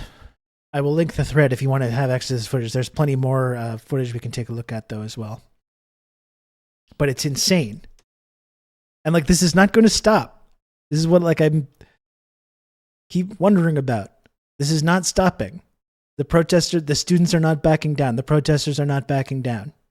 In anything, they're going to be more emboldened and more radicalized by how they're being treated.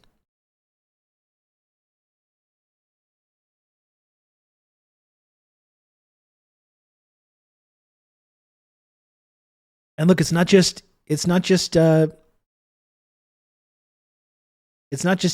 Here's in Toronto. This is pro-Israel film producer Jonathan Pottins at a Toronto Police Service board meeting. For you guys, and being undermined publicly is really gross. As a citizen born and raised in this city, it appears to me that this city is in a little bit of decline because you guys are being hamstrung at every turn. And I want to just give a little bit of a tidbit.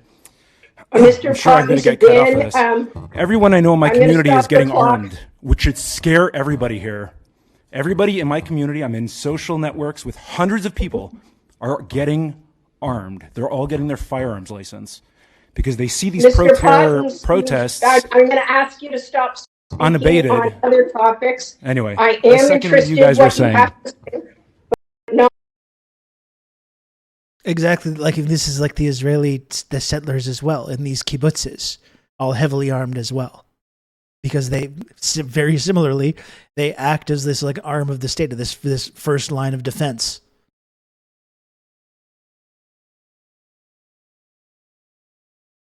President Xi, please send Chengdu J-20s. The American people are occupied by a fascist regime. Well, this is Canada, but yes, send them to Canada as well. Marina made the very good point that today's youngest students were 14 in 2020. Decay is all they've known. You can count on me. You're going to have good old Rob to talk you through all this. Who was that? Thank you, Matt, for the 32 months tier 1. I appreciate it. Thank you. Yeah, I mean, this is what I was saying as well, Carrier Wave, right? Like talking about... You can count on me. You're going to have good old this Rob idea that this generation could be bought off off like the boomers were. Like there's no you can't buy off a generation when it's like everything has gotten worse over my entire lifetime. I have no opportunities to advance or like socially or economically. The planet is dying. Like it's not the same kind of situation. And thank you, Pete Cicada, as well for the 17 months. I appreciate you, Pete Cicada. Thank you.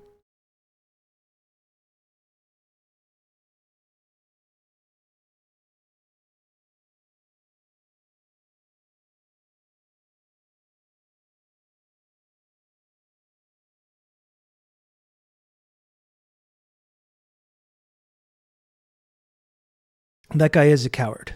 Absolutely.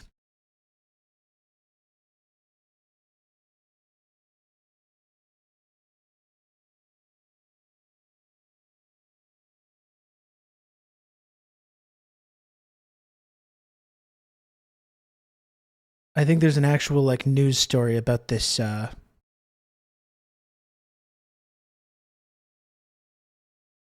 UCLA situation.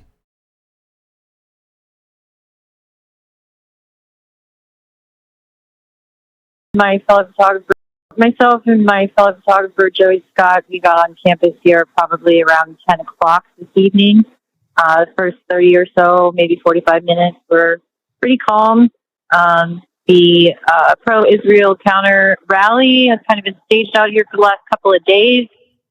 They've been really just trying to agitate and gather enough people to sort of get a rise out of the Gaza encampment. To their credit, the pro-Palestinian protesters have chosen not to escalate these issues. They've chosen to ignore most of these problems. And at some point, closer to 11, a contingent of pro-Israel counter protesters ripped apart barricades that were separating them from the Gaza encampment and started attempting to enter the encampment, pulling barricades back. And it's been kind of a push and pull ever since. We're going on almost 3 hours here, where counter protesters are trying to rip down portions of the barricades that the pro-Palestinian Gaza encampment students have erected to protect themselves. And they move back and again, forward again. So that's kind of what we've been dealing with. It's a pretty volatile situation. Folks are spraying bear mace into the crowd. And right now I'm watching more of these counter protesters attempting to pull these barricades apart. That's where we're at right now. We're going to have another Rittenhouse, are we? I mean, almost certainly. Like, and look at the ways that Kyle Rittenhouse got turned into like this celebrity in these conservative circles. You don't think there's people that paid close attention to that? If the police themselves don't kill someone, which is entirely a possibility as well.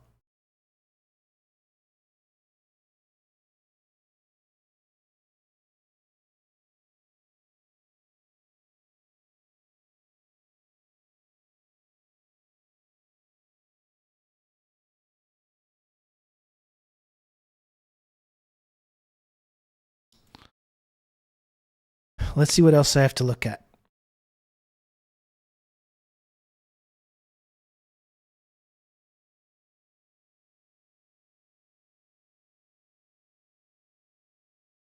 I'm actually, you know what? I'm going to take a brief interlude, a little break, just to walk around and, you know, stretch my legs and, you know, maybe use the bathroom.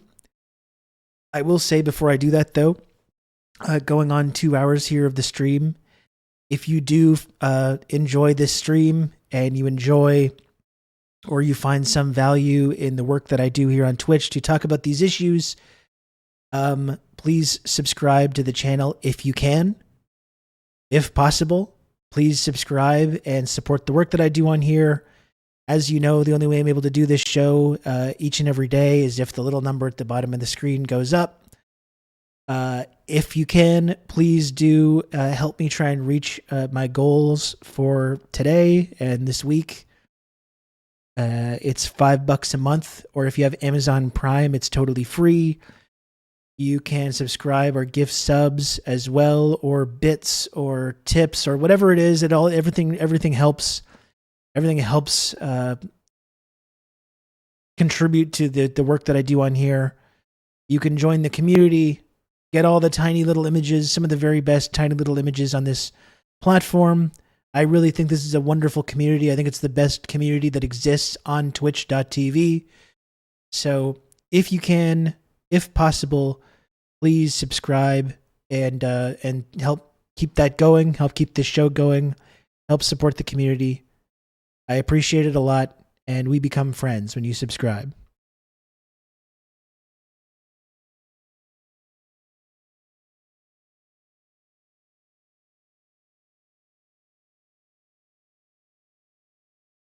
And that's my pitch. That's my pitch. If you can... Oh, goodness, Barfcast. Good Lord. Barfcast, thank you so much for the extremely generous $100. Tip. Barfcast. Thank you, thank you, thank you. That is so kind of you.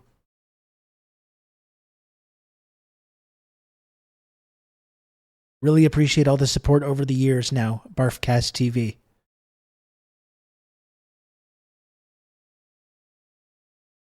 And I'm serious, I really mean that. Thank you.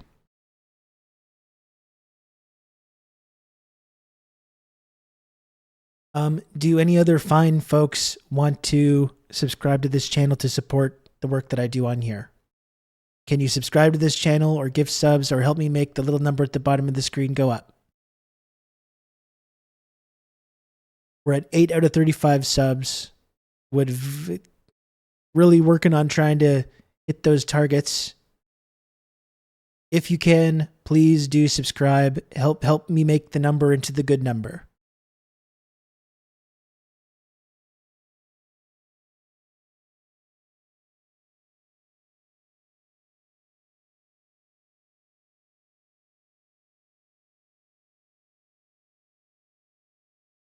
I'm sure any moment now, those are all going to come flooding in. I resub but didn't pop. That's kind of curious. Maybe it'll take a couple minutes. I'm not sure.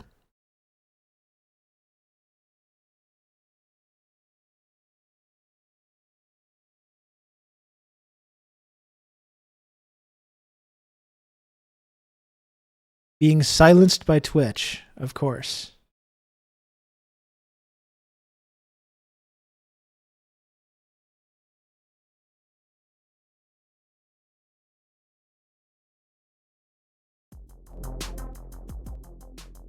I'm going to put on the theme a little bit.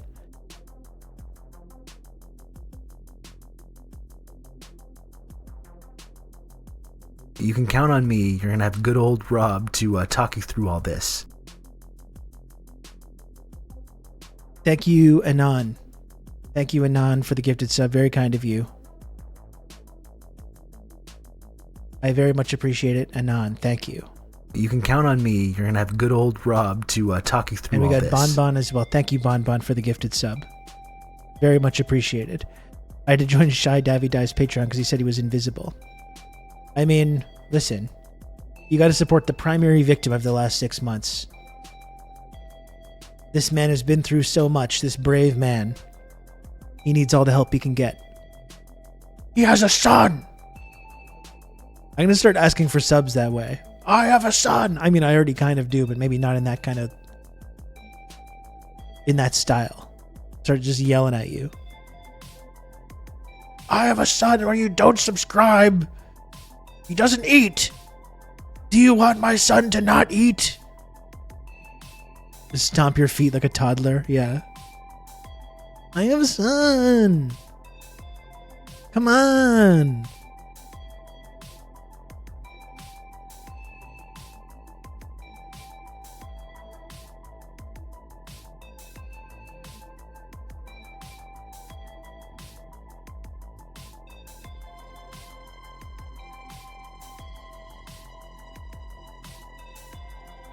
I tried that one time, no one cared. Yeah. Sometimes people are pretty cruel.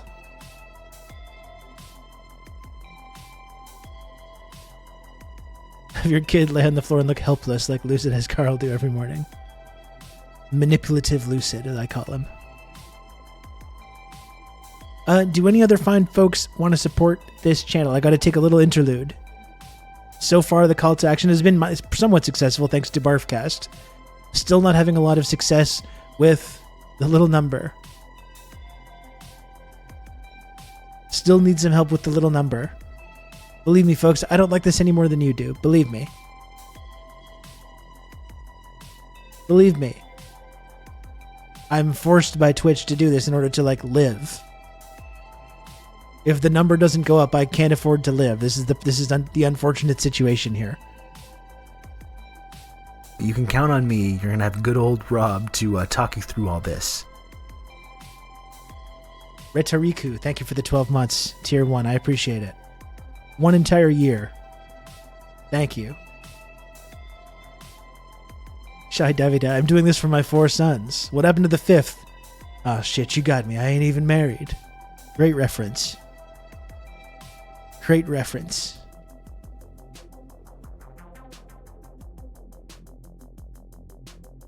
You can count on me. You're going to have good old Rob to talk you through all this. SWTP2T. I have no idea how I'm supposed to say that. Thanks for the 2 gifted subs. Very cool. Thank you for that. I really appreciate it. Rob is criminally underrated as a streamer, knowledgeable and pleasant. One day the massive audience will come. One day. I feel like if I just keep plugging away on here, eventually people will start to figure this out.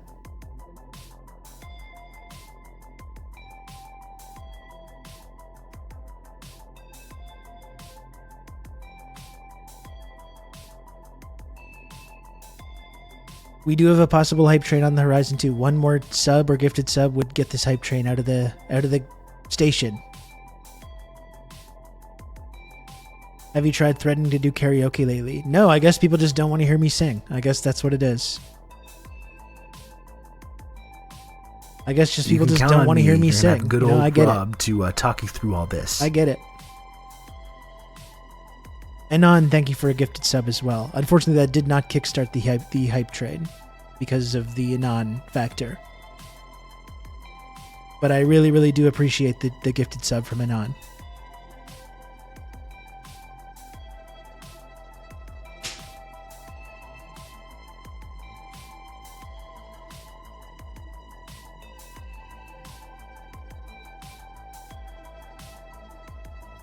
You can count on me. You're gonna have good old. Joe, there we Rob go. to, Now we're talk talking. you Thank through you, Joe, all for a this. gifted sub.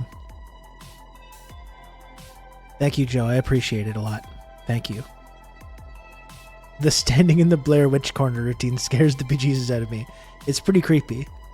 It takes discipline to stand there in the corner like that and not knowing what's going on in the chat, not being able to see the screen. Are you going to sing Dire Straits one day? Yeah, I would love to. I would love to. I could do Walk of Life, maybe. Walk of Life is a good one.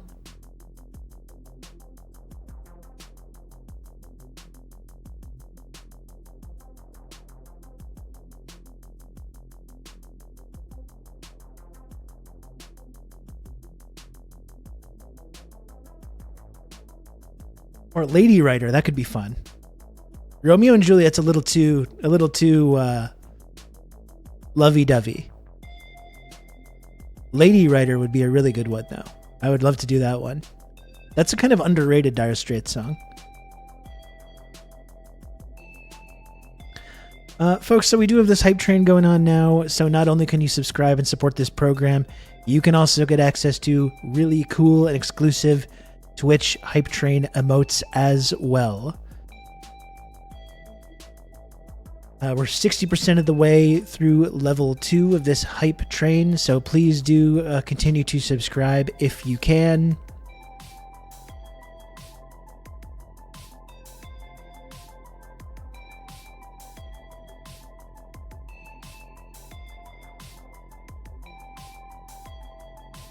I'm at 15 out of 35 subs for the day, so please help me make the little number go up. I gotta have 20 more little numbers. A measly 20 subs to go.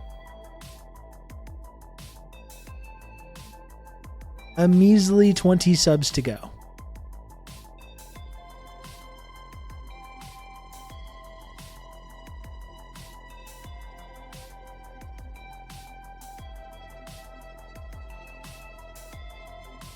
That's barely anything at all, isn't it? It's barely anything at all.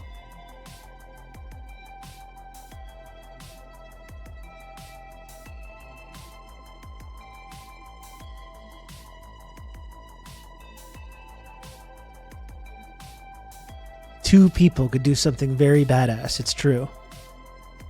I think people are not quite brave and cool enough, though. I think that's the thing. We simply use the computer to mark up the size of the account. You know, in theory, two people could come together to meet the goal, but like I think this community, I think they're a little too. You can count on me. You're gonna have good old Rob you know what to I mean? talk you through all this. You know what I'm talking about? Anon, thank you for another gifted sub. Not Anon, though, of course. The chat's a little too beta, I think. You know, it is what it is. It is what it is, you know? The chat's a little too beta to be doing cool stuff like that. Boy, would there be egg on my face. Would there be egg on my face? If someone did. Obviously, that's not going to happen. You need to yell at us like those alpha influencers for sure, yeah. This is how you change your life, big dog. This is how you change your life. You support the independent media content creators that you like. That's how you feel good. Then you join a community of friends and colleagues. It's not parasocial. It's real. It's real friendship. Do you want to have connections? Do you want to have less alienation and isolation? Have you tried calling chat baby girl? I guess we could. I'm sure there's some people in the chat that would like that a lot. Without naming any names. It's kind of a carrot and stick thing. I can either yell and scream and hoot and holler, or I can call chat baby girl. It's the carrot and the stick.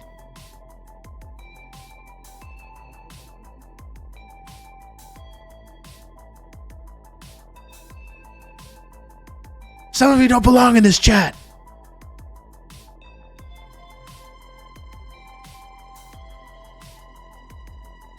Okay, well, I'm going to take a little interlude, folks.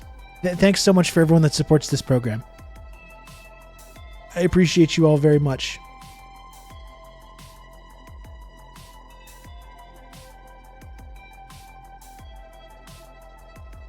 I could scream baby girl at people, that's right. Baby girl, but make it We alpha. simply use the computer to mark up the size of the account. Let's go with baby girl. Is there such thing as real friendship? Thank you so much, Matt, for the 200 bits. I really appreciate it, Matt. Thank you. Come on, baby girl! That's right, I could combine both. I praise you by screaming at you.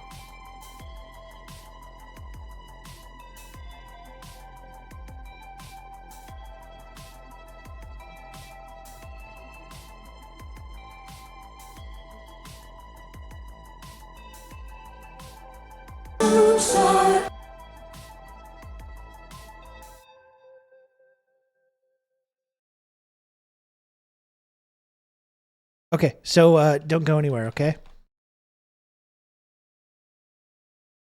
Don't go anywhere, I'll be right back.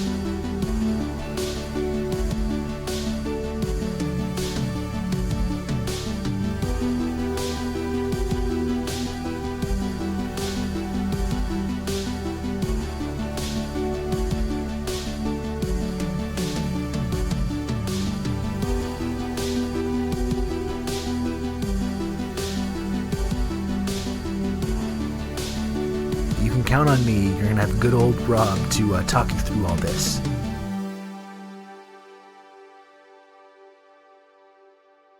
Wait, shit. Okay, here I am. I'm back. I'm back. I do have some breaking news here for you, too.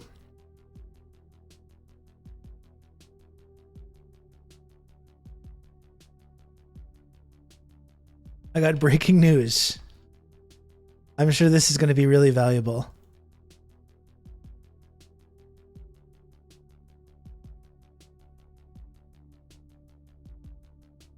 The White House announces President Biden will deliver keynote address at the U.S. Holocaust Memorial Museum on Tuesday, May 7th, amid concerns of anti-Semitism on college campuses. I was way ahead of you, Carrier Wave. I was way ahead of you. That's good. Yeah, I'm sure that's going to be really valuable. Thank you, sir.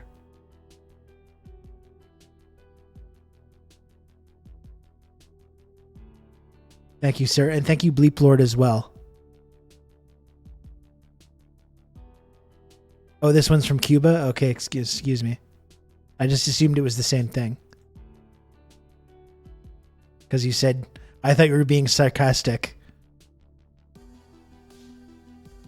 when you said, thank you, Mr. President. I didn't realize you were actually talking about our president. All our solidarity with the students in the United States who have taken the side of justice, have come out to support the cause of the Palestinian people and are brutally repressed on their own university campuses. Today our 1 de Mayo is also going through Palestine.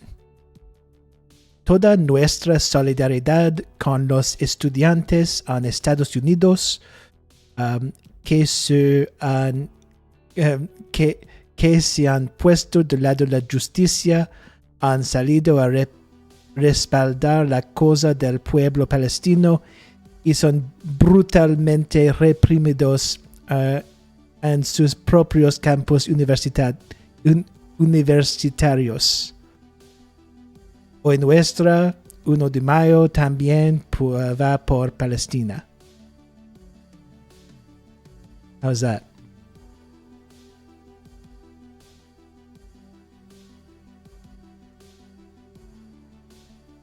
But they condemn the Cuban government. Actually, hilariously,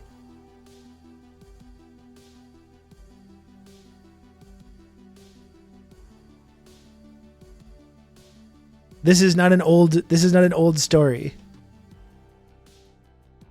This is right now, BBC. US condemns Cuba over long jail sentences imposed on protesters.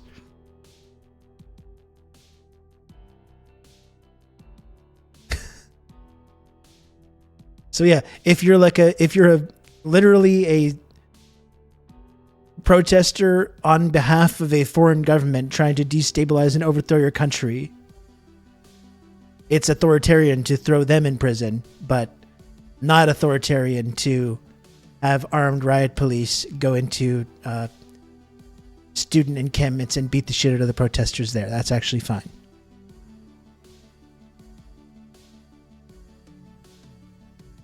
The hosts of Radio Free Cuba have been unfairly detained. Exactly. Thank you, Mistress of Insanity. My pronunciation is not bad, but I still don't speak Spanish at all. Because I read and speak French, sometimes I can kind of understand it because it's very similar, but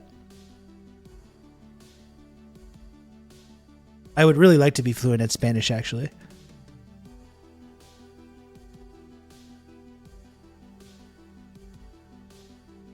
You get any death threats from that Uvalde, Colombia post? Even my GF saw it. I don't think so. I mean, probably. I just don't look at it. I read the replies from people that follow me, and I just don't read I don't read the quote tweets or replies of anyone that doesn't follow me. So perhaps I didn't get any direct death threats in DMs or anything like that, but I'm sure people have said all kinds of shit about me over the last 6 months. And prior to that as well, frankly. Because I've had a lot of tweets that have like seen, my tweets have been seen by like a pretty large number of people over the last 6 months. And I've said some things that have pissed a lot of people off. So I imagine people have said all kinds of shit about me, but I just don't really look.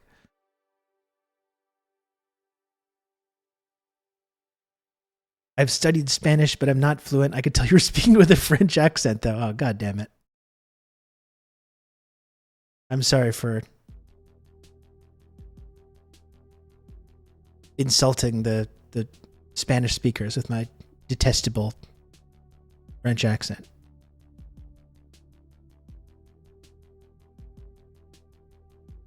You think it came out great? Thank you, Red Wizard. I'm going to keep working on it. I really would like to speak Spanish more.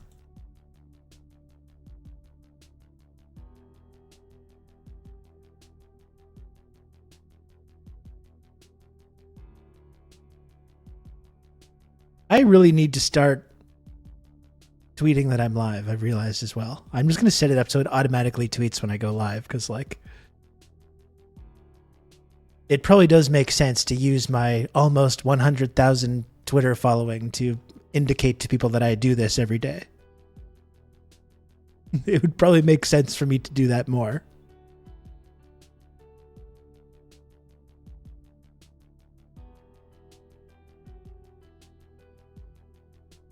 Yes, Rousseau is actually my last name. Yes, it is. This is my real name. I very foolishly have done all this commentary using my real name for the last like several years. In retrospect, perhaps I should not have done that. Perhaps in retrospect, that was not the smartest thing to do. If I had really thought about that through, probably could have used some kind of pseudonym or something like that. But I didn't, so here we go.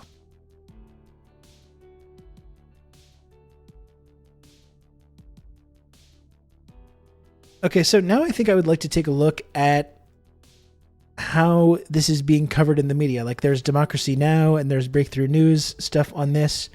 But I would like to take a look at some actual, like, mainstream media coverage of what's been going on just over the last night, really.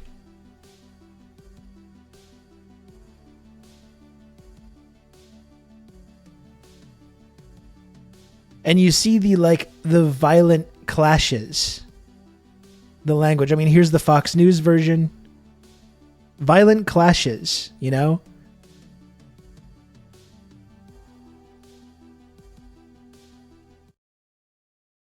We go onto YouTube here. So here's the Fox News headline. LAPD arrives at UCLA campus after anti-Israel protests turn violent. So you see the way that's being described, right? Anti-Israel protests turn violent.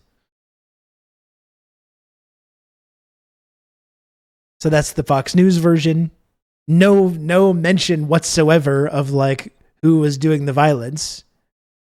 Maybe they might mention that in the actual piece. Yeah, and cops arrive after as well. That's true.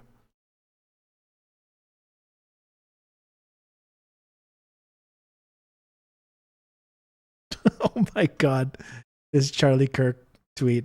Or wow. This Charlie Kirk tweet is interesting because it's like, it's anti-Semitic in and of itself. It's anti-Semitic and racist in and of itself. I don't even want to watch this fucking dumb loser talk, but like, it says, Jews are experiencing the hate that we white people have been experiencing the last decade.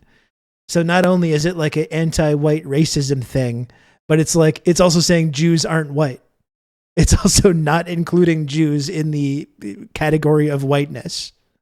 So unlike, it's really offensive on just a number of different levels.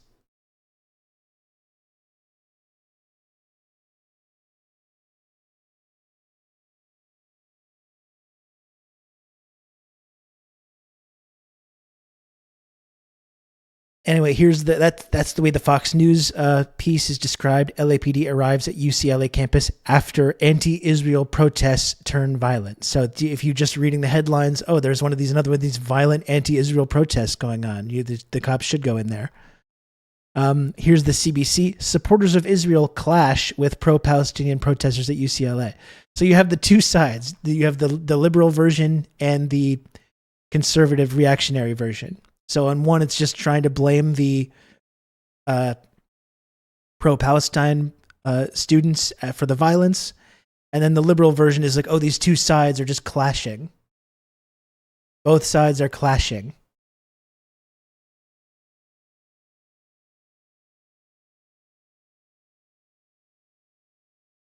Let's see how Fox News talks about it. A Fox News alert happening right now. The LAPD is moving in on the UCLA campus after anti-Israel protests turned violent overnight. Brawls between pro-Palestinian and pro-Israel protesters erupting throughout the campus. You are watching Fox and Friends First. And again, these are pro-Israel thugs attacking these encampments and starting fights with people who are just occupying space. They're not brawls breaking out.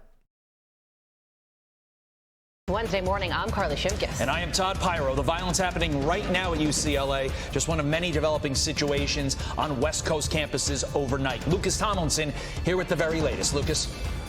Good morning, Carly and Todd. Violence erupting on the campus of UCLA overnight. Local reports say this began when hundreds of pro-Israel supporters took on the anti-Israel protesters and tried to dismantle their encampment. Yeah, we didn't even look at the footage of the fireworks going off. You see signs of pepper spray, fireworks being set off. There are some reports that ambulances arrived on scene. Clashes between pro-genocide and anti-genocide protesters. From LA's Deputy Mayor of Communications, who says, quote, "The mayor has spoken to Chancellor Block and Chief Choi. LAPD is responding immediately to Chancellor Block's request for support on campus. As you mentioned, we've been told riot police have just arrived on the campus of UCLA." And you know how this is going to be used as a way to justify. This is why both sides have to stop. Look at this violence that's happening. Now we really need to take down these encampments. Now that this violence is just happening mysteriously, these clashes are happening. Are wondering why they feel so helpless on the campus and why the police didn't arrive sooner, because the violence has been taking place for hours, Todd and Carly. Our colleagues at Fox 11 LA show what appear to be private security officers standing around watching the chaos. Here's how the brown shirts doing their job. There's people getting hurt, there are people getting injured, and the police officers left their post. They were here, they left. The security has abandoned this encampment, this riot. Okay, you hung up on me. I called earlier and you hung up on me. So you just hung up on me again. I came down here to see what's going on, and I cannot believe what I'm seeing.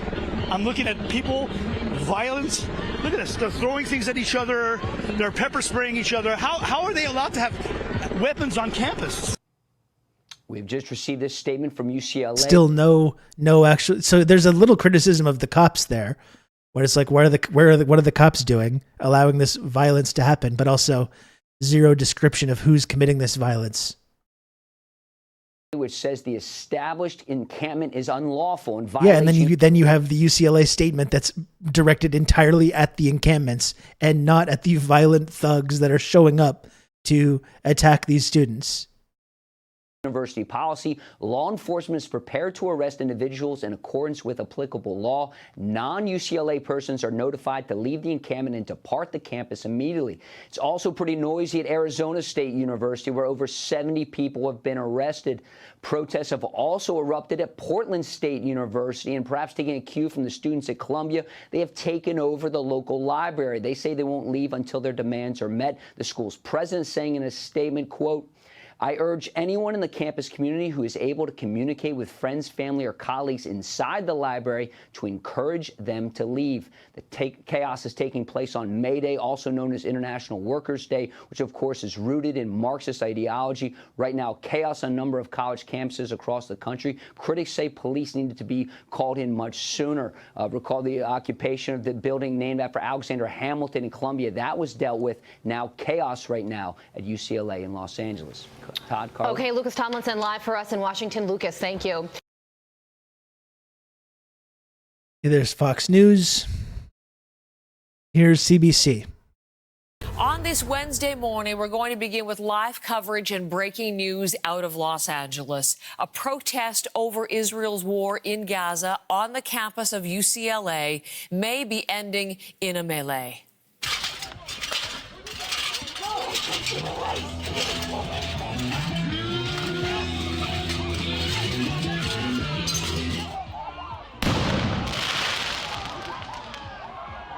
And who are the ones doing that? Who are the ones firing tear gas and fucking fireworks at the encampment? Video into us overnight, and reports from the scene are telling us this morning that in the overnight hours, pro-Israel protesters moved in on the pro-Palestinian protesters and the encampment that has been there for some time. It appears to have started with scuffles over metal railings. And as you can see from these aerial images, it quickly escalated into fighting. Now, there's no sound on Man, these this shit images, is scary. but you can clearly make out the two sides here, one appearing to be on the attack, the other attempting to hold them off. One thing you won't that's what it see in appears this like, video lady. is any sign of campus police or of officers from the Los Angeles Police Department. Now, this is overnight. Let me show you now the live pictures, because that has changed. And you can see the long cordon now of police officers. This is a multi-agency operation.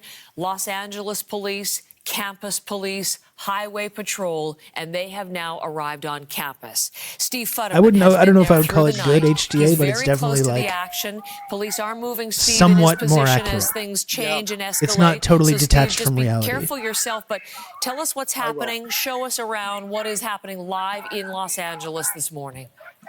Well, Heather, right behind me are the Highway Patrol and Los Angeles Police Department. They have moved in the last few minutes, and we don't know exactly what they plan to do. Now, overnight, the UCLA administration declared the encampment illegal. That may give the law enforcement officials reason to move in. Now, let's talk about what's been going on for the last few hours. These scuffles constantly between the two sides, and sometimes some violent scuffles. Fistfights we've seen, very nasty words being exchanged by both sides. It's been very tense here, although it has not devolved completely into total chaos, but there have been moments of chaos. Now, during the protests, the counter-protesters going back and forth, we met a young man who was trying to keep peace between the two sides.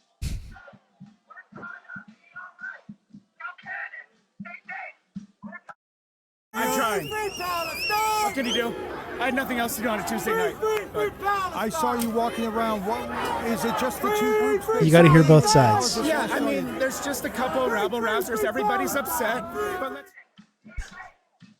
Now, there has been some, I don't know if it's tear gas, I don't think it has been, but some sort of irritant, maybe pepper spray. I had a coughing fit a few moments ago, but right now you hear the chanting in the background. These are the pro-Palestinian protesters behind me in the encampment.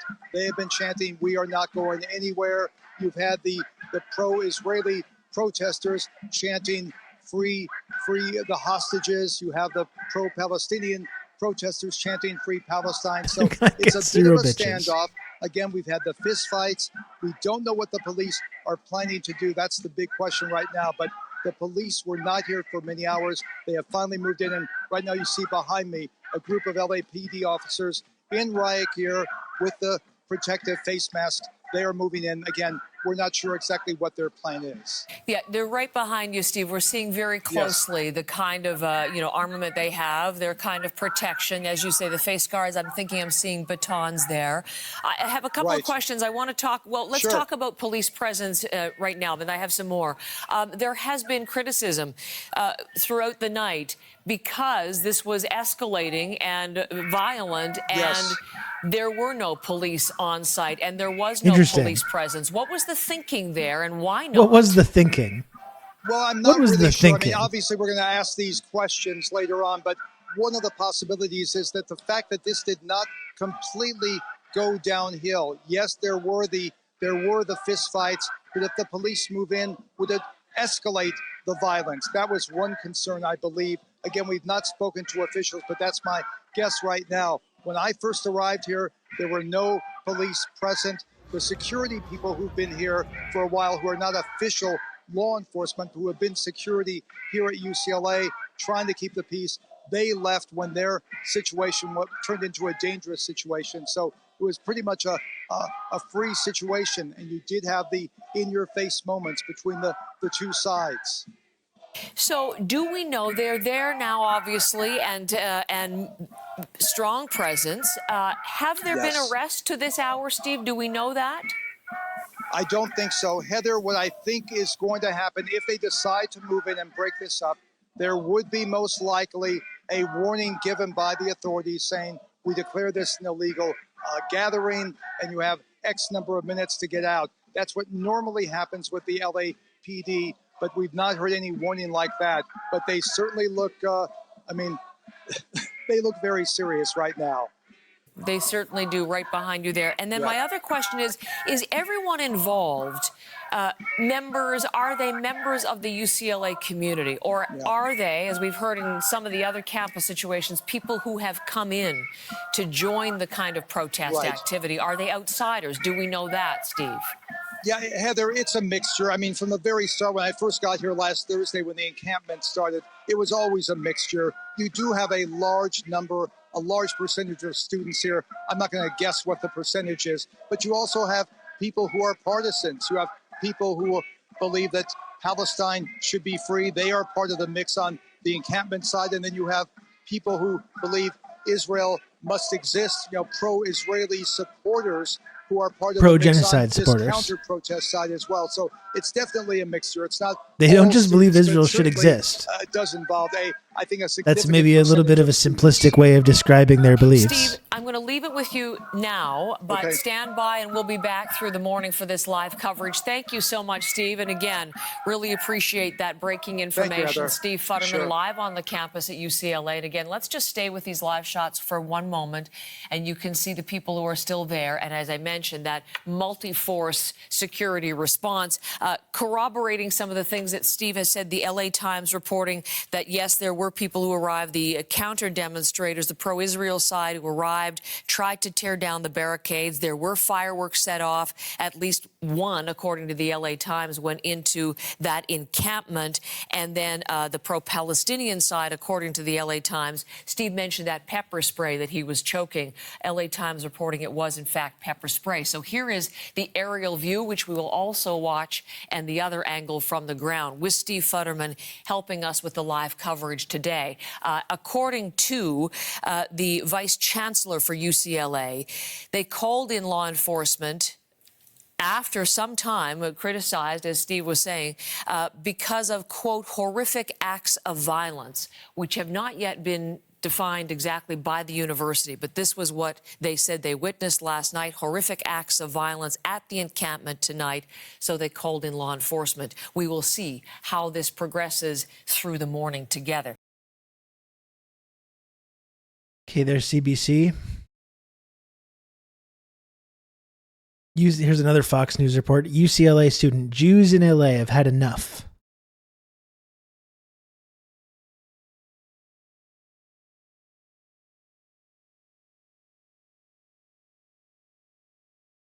UCLA cancels classes after night of violence over pro-Palestinian encampment.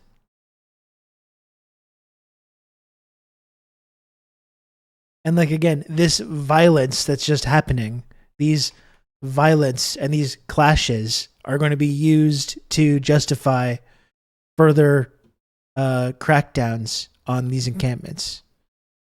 So you see the brown shirts fulfilling their exact job.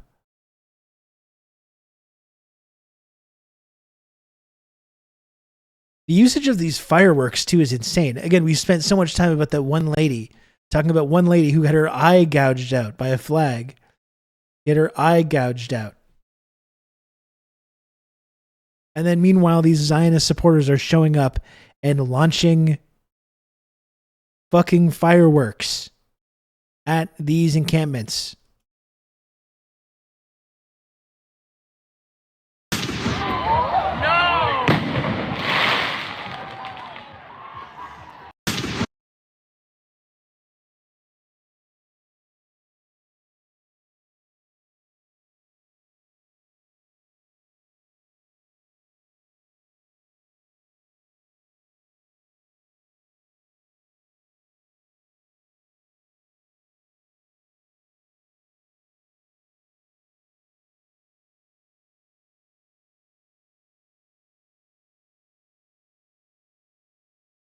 This footage is just crazy.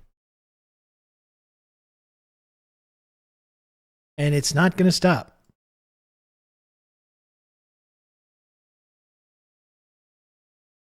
I know someone who suffered permanent damage, functionally losing a hand because a firework was lobbed at them at an outdoor event. Small explosive is more apt. Yeah. For sure. Like this is not like harmless. And we should remember this when we talk about violence. Violence at these encampments, just violent clashes.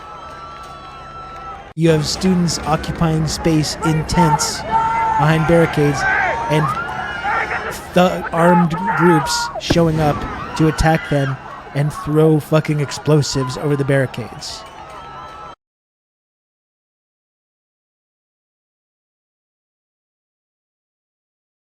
Violence just erupts. These clashes just erupt. Exactly.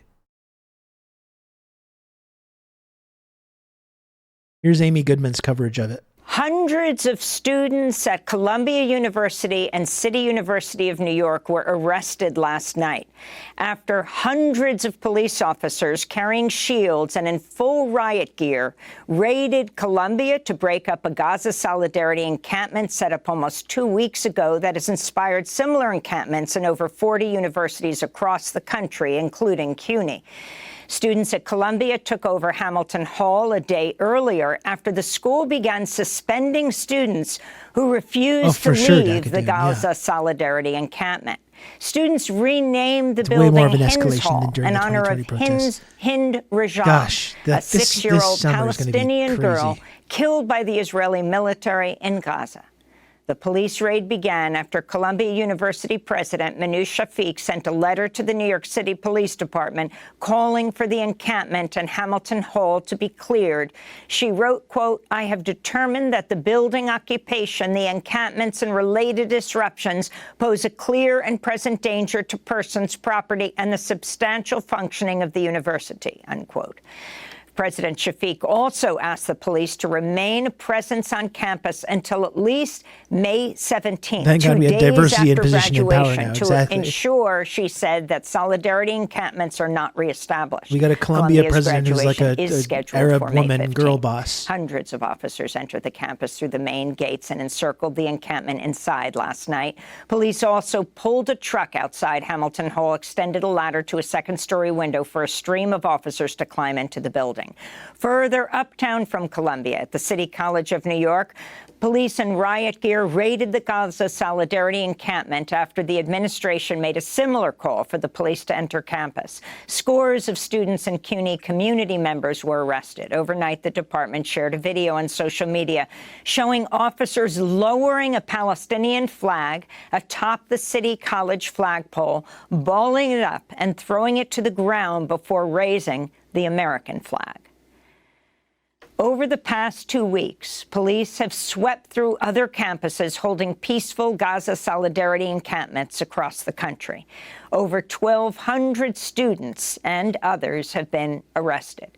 In a moment, we'll be joined by 2 Columbia University students who were on campus during the police raid. But first, Democracy Now! Was on the streets last night outside Columbia.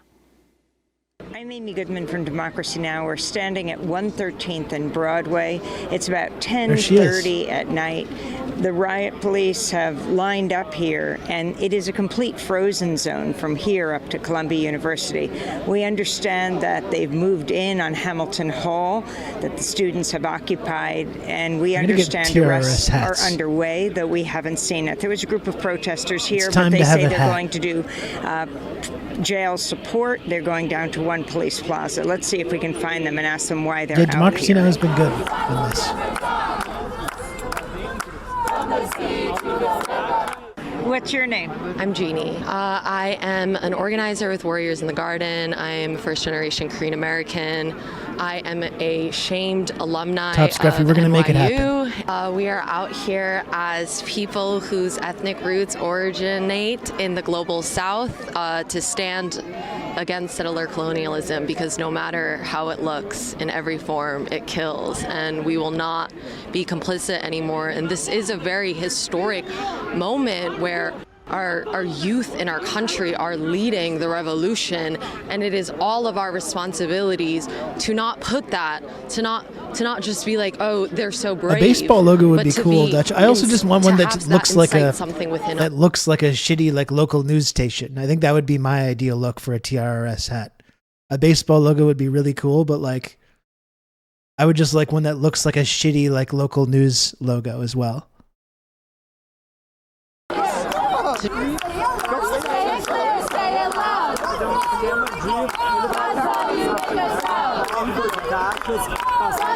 My name is Sam. I'm an organizer, and I'm here to show support for the students. I think that I've been pro-Palestinian my whole life, as is my family. I'm Iranian, and we have always found the liberation of Palestinian people to be essential to our liberation as Iranians and everybody's, collective liberation. Cops, get out the way! Cops, get out the way! The Hong Kong cops were comically chill compared to what we saw, especially just a couple months later with the We're standing in Amsterdam George and Floyd protests. 113th Street. It's about 10:30, 11 at night.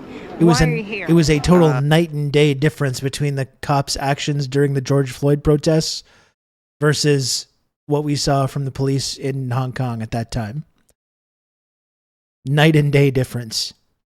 So I'm a Brown University alum, and as you know, one of our own, Hisham Awartini, was shot. Yeah, that's the shit there, And Old also, Dutch. I have That's a the shit. Palestinian friend who told me that for speaking out on Palestine, he's been doxxed. And he's been kicked off campus. He's lost his housing and food, and he has no family here.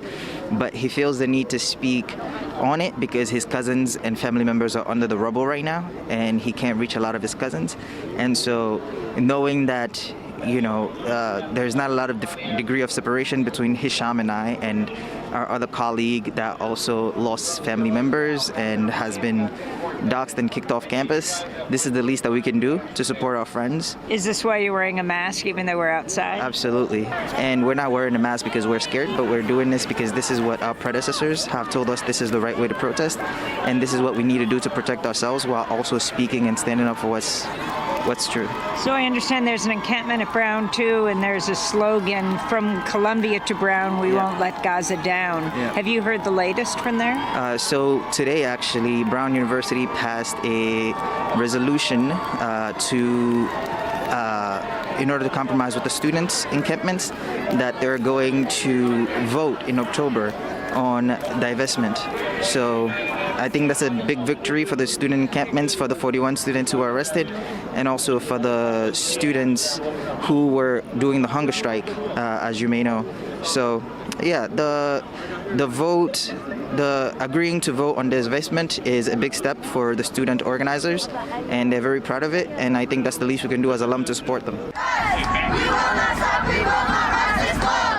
We've just spoken to some people who are supporting the students now. The bus of arrested students is coming through. Back up. Are these the buses? The buses are coming up. Please back up. These are Please the back arrested up. students? Please back up. Thank Are they you. buses? I'm not sure who's in the buses. I know the buses are leaving. Please back up.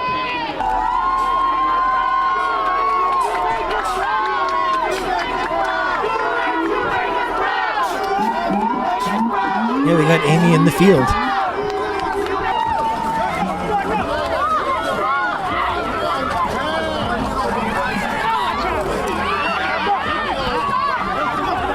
Crazy footage. Okay, seems to be an arrest right These now. are the jackbooted thugs you were always warned about. On top of someone. The police have arrested someone. People are shouting shame. He's on the ground.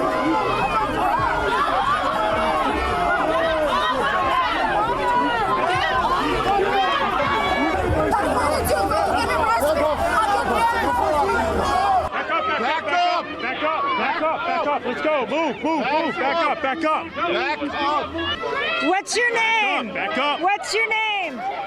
Over 230 students and their allies were arrested at Columbia University last night when the Columbia president okayed the presence of the New York Police Department and their raid of the university. Dozens of others were arrested just 20 blocks north at City College. For more on the police raid at Columbia, we're joined by two guests. Cameron Jones is a Columbia student with Jewish Voice for Peace. He was outside Hamilton Hall when police pushed everyone into nearby buildings and stormed the hall. Cameron is a 19-year-old urban studies major. He's joining us here in studio. And Jillian Goodman is with us, a student at Columbia Journalism School covering Columbia's ongoing student protests since the first days of the encampments. She joins us via video stream. We welcome you both to Democracy Now! Jillian Goodman, no relation that we know of. Jillian, why don't you describe what happened on campus? I mean, what's really fascinating here is the Columbia J School, the journalism school, overlooks the police raid. And in fact, Columbia journalism students and other students who were covering this event were told by police they'd be arrested if they didn't stay inside. Jillian, thanks so much for joining us. You're muted. Absolutely happy to be here. That's correct, Amy. And in fact, the only reason that we were able to have access to campus, many of us in the journalism school, is that we had slept in the building the night before. They had restricted campus to only those students in residential dorms. So the only reason we were able to witness what we were able to witness is because we had stayed in the building. When police arrived, they were extremely efficient in removing all eyewitnesses, including legal observers. Myself and my colleagues at the journalism school were pushed with police batons to our backs and corralled out of the space. So we were not able to witness the arrests head on, but some journalism students were able to remain in the building to overlook the side. That seems to be the way it goes. They were Matt. extremely clear and efficient that they were not to have any eyewitnesses, including the majority of press, during the time that the arrests were made. We got to stop being empire was there cucks. any warning beforehand or any sense that the arrests were coming? There had been a sense for a few hours as police gathered outside. I would say that no one knew the exact moment they were going to come in, but we knew pretty clearly within about a 30-minute window. I think there was a tremendous sense of trepidation, but also resolve on campus that I saw from a lot of the organizers. We were also served an emergency alert from emergency management that went throughout to all Columbia students, issuing a shelter-in-place warning in the hour before the arrests happened. And so most students were corralled into their dorm by campus safety. And that was our tell that the arrests were imminent. We're also joined by Cameron Jones of Jewish Voices for Peace. Cameron, what did you see last night? Yeah, so I was also one of the students who was forced into a nearby building once the police arrived on the scene. And it was very clear that the university and the police did not want any witnesses to the police brutality that was going to take place. They even pushed medics and legal observers into nearby buildings, preventing them from doing their jobs. And then we got a slew of footage from onlookers that protesters were pushed and shoved. Individuals were thrown downstairs. One individual was left unconscious for a few minutes. There was also the police using tasers on peaceful protesters and also using a smoke bomb inside occupied Hind Hall. So it's very clear that the police used very aggressive and very violent tactics to suppress peaceful protesters. And what about you? You were outside. You didn't occupy Hamilton Hall. You were at the encampment. Do you face suspension? As of now, I am not sure what the university will do. Unfortunately, the university has arbitrarily suspended dozens of students already, so I would not be surprised if I do end up facing suspension, unfortunately. The response of the students to the president, although on Friday saying she would not call New York police on campus, calling in those police who raided Hamilton Hall last night. Yeah, so the president is definitely acting in bad faith, I would say. She really seems to be doing anything in her power to suppress student activism on campus, and that includes bringing in violent police to violently arrest hundreds of people. And it really appears as though the president has not learned her lesson from arresting people a few weeks ago, because the students only come back with more fury and with more intensity in regards to our activism. Cameron, I wanted to ask you about the role of the faculty. Many of the faculty condemned the last raid, or the first raid that occurred a couple of weeks ago. Were there faculty out there trying to interpose themselves between the students and the police this time? I did not see a substantial faculty presence, but we have had faculty very present at the encampment acting as security, and we have widespread faculty support in terms of our opinions towards the administration. Faculty is on our side in condemning what the administration has been doing. And Julian Goodman, you have both President Shafiq and New York City Mayor Adams painting the takeover of Hamilton Hall as a takeover by outside agitators. What was your sense of who was inside Hamilton Hall? Yes, so I was there the night that the occupation occurred. There's no way to know exactly who was involved, but I know firsthand that there is a large student presence. I found some stuff to make us really mad for after this. Was a massive student support outside. There was a human chain linked arm in arm to protect the building that was 200 students strong, and those are people that I know to be students of Columbia and Barnard in a large majority. So I think that mostly this is an effort by administration to distance these actions from the students, though I know that they are deeply resolved and in support. Let me ask Cameron Jones. Columbia student has sued Columbia for creating a hostile environment against Jews. You're with Jewish Voice for Peace. I want to turn right now to a clip. This is Republican House Speaker Mike Johnson facing heckling and boos when he came to Columbia University a few days ago, calling for President Biden to call in the National Guard to bring order to the campus where the students set up the encampment last week. He also called for Columbia President Manoush Shafiq to step down. Columbia students criticized Johnson's visit. I am here today joining my colleagues and calling on President Shafiq to resign if she cannot immediately bring order to this chaos. That's what happens when you try and placate these fucking people. As Speaker of the House, I am committing today that the Congress will not be silent as Jewish students are expected to run for their lives and stay home from their classes hiding in fear. If you can, it's funny, all the right-wing anti-Semites too that are like, what the hell? Cameron. Yes, so I think as a Jewish student on campus who represents a group of dozens of Jewish individuals, I would like to note that Jewish students have been part of the protest movement on campus since October, and there have been dozens of Jewish students who have been arrested for pro-Palestine demonstrations. So I think it's really important to recognize that there is a large anti-Zionist Jewish voice on campus, and it's also important to recognize the difference between anti-Zionism and anti-Semitism.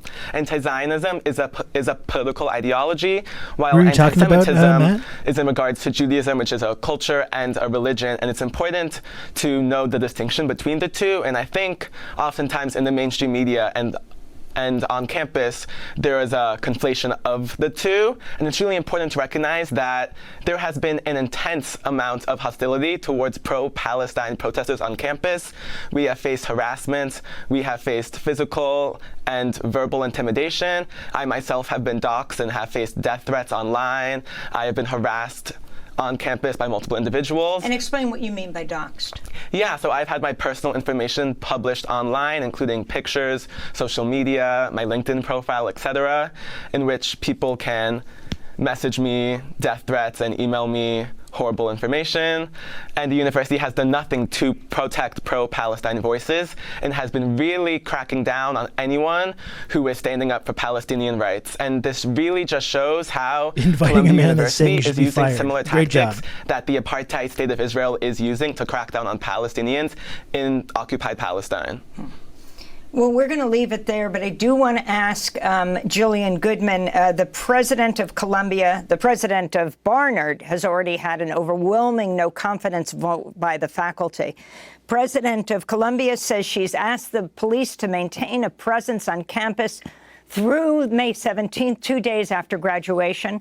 What are you expecting? As we saw yesterday, the campus almost completely shut down. I don't think so. Professors had their IDs canceled. Students couldn't, unless they lived right there on the campus, get in.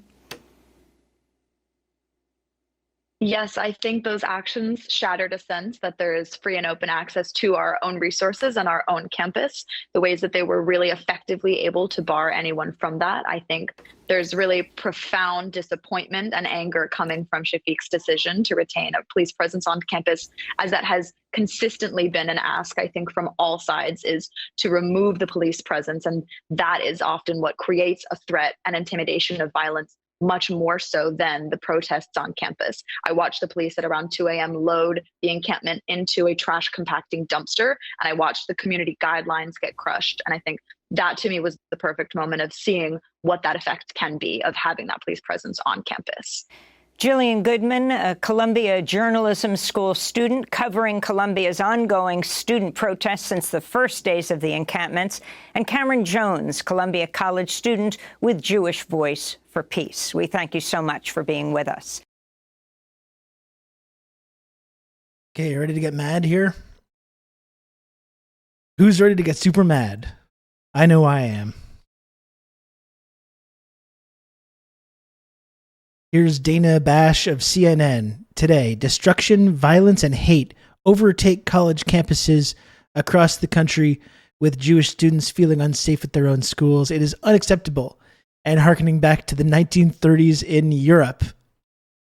CNN's Dana Bash, who I believe was the same woman that was like when I think it was Pramila Jayapal was talking about the mass murder of Palestinians and people in Gaza, and she was like, well, at least Israel isn't like mass raping people. Remember? I think that was the same person. No, it's identical to Fox News reporting. It's even more extreme. We start with destruction, violence, and hate on college campuses across the country. This was the scene just a short while ago at the University of Wisconsin-Madison. Police clashing with protesters. 12 people were arrested. Hours earlier, protests rocked the University of Arizona, where campus police used chemical irritant munitions to remove protesters. Around the same time at UCLA, pro-Israel and pro-Palestinian groups were attacking each other, hurling all kinds of objects, a wood pallet, fireworks, parking cones, even a scooter. And before that, the NYPD was able to clear Columbia University after protesters barricaded themselves inside a campus building. 300 people were arrested at Columbia and City College of New York. But it is unclear how many were actually students. New York City Mayor Eric Adams warned this morning that professional outside agitators are getting involved. There is a movement to radicalize young people. Insane, I know. I'm not going to wait until it's done. And hold on. Are getting involved. There is a movement to radicalize young people. Yeah, you know what's radicalizing young people is the United States government sending billions of dollars to another country who are mass murdering little kids. Like, that's what's radicalizing people. It's not TikTok. It's not outside agitators. It's not there's not this movement of like this subversive element of Hamas trained Iranian intelligence agents or Russian or Chinese or whoever to radicalize people. People are being having a correct, completely understandable moral response to their government financing mass murder of little kids. It's not fucking complicated. I'm not going to wait until it's done. and all of a sudden acknowledge the existence of it. This is a global problem that young people are being influenced by those who are professionals at radicalizing our children, and I'm not going to allow that to happen. Professional children radicalizers. Many of these protests started peacefully with legitimate questions about the war, but in many cases, they lost the plot. They're calling for a ceasefire. Well, there was a ceasefire on October 6th. This fucking genocidal liar. There was a ceasefire on October 6th. No, there was not. You fucking loser. Jesus Christ, I'm so tired of hearing that. You're like, you work for the CNN.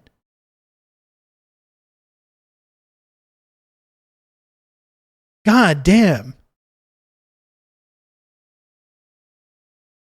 The day before, Hamas terrorists brutally murdered more than 1,000 people inside Israel and took hundreds more as hostages. This hour, I'll brutally murdered their American-Israeli prison family guards. Whose son is still held captive by Hamas At military since that checkpoints horrifying outside day the concentration that brought us camp to where they this live. moment. You don't hear the pro-Palestinian protesters talking about that. We will. Now, protesting the way the Israeli government, the Israeli prime minister is prosecuting the retaliatory war against Hamas. Looks like is a one thing. Wish.com Laura Making Ingram. Jewish students feel unsafe at their own damn. schools is unacceptable, and it is happening way too much right now. I'm a UCLA student. I deserve to go here. We pay tuition. This is our school, and they're not letting me walk in. My class is over there. I want to use that entrance. Well, I can't take it. Will you let me go in? This could be over in a second. Just let me and my friends go in. Again, what you just saw is 2024 in Los Angeles, harkening back to the 1930s in Europe, and I do not say that lightly. Yeah, what's harkening back to the 1930s in Europe are pro-Israel armed thugs attacking student protesters and launching fireworks at them on this very campus.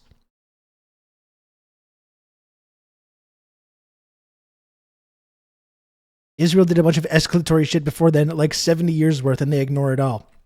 This is ultimately what it comes down to, and people ask this question, right?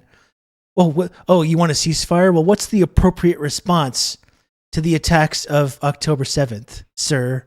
What's the appropriate response? And the simple question to respond to that is, what's the appropriate response to 70 years of occupation and bombing, dehumanization, exploitation, arrests, torture, sexual abuse, theft? Like, what's the appropriate response to that? And no one seems to have an answer. What's the appropriate response? Well, is it to non-violently protest? Is it to organize boycotts and divestment campaigns? Is it to march up to the Gaza prison fence? No, apparently you can't do those things either. Then, first of all, that's not an appropriate response. That's significantly less appropriate. So you can't do that either. News has never been more fake in my life. This is Verhoeven shit.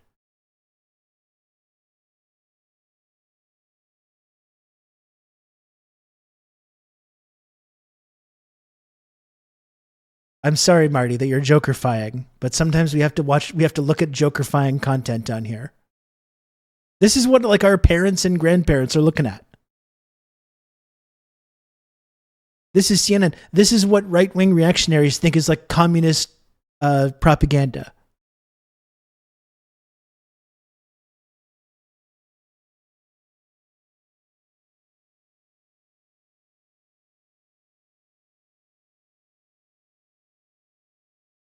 Was news always like this? I just didn't pick up on the propaganda before.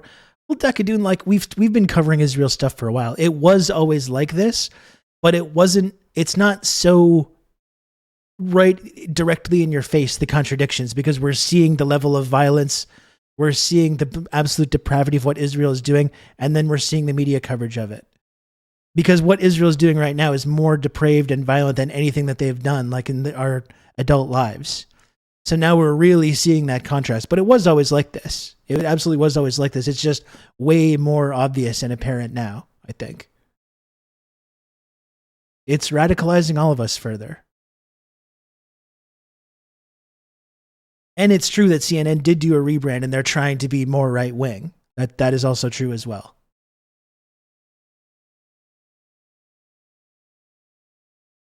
Among Jews in this country is palpable right now.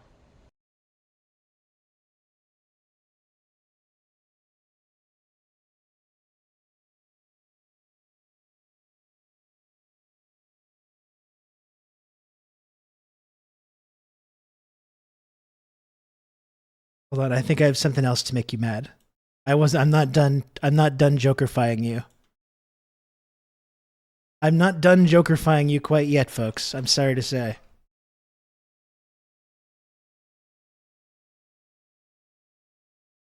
Is being kept regularly updated on what's happening.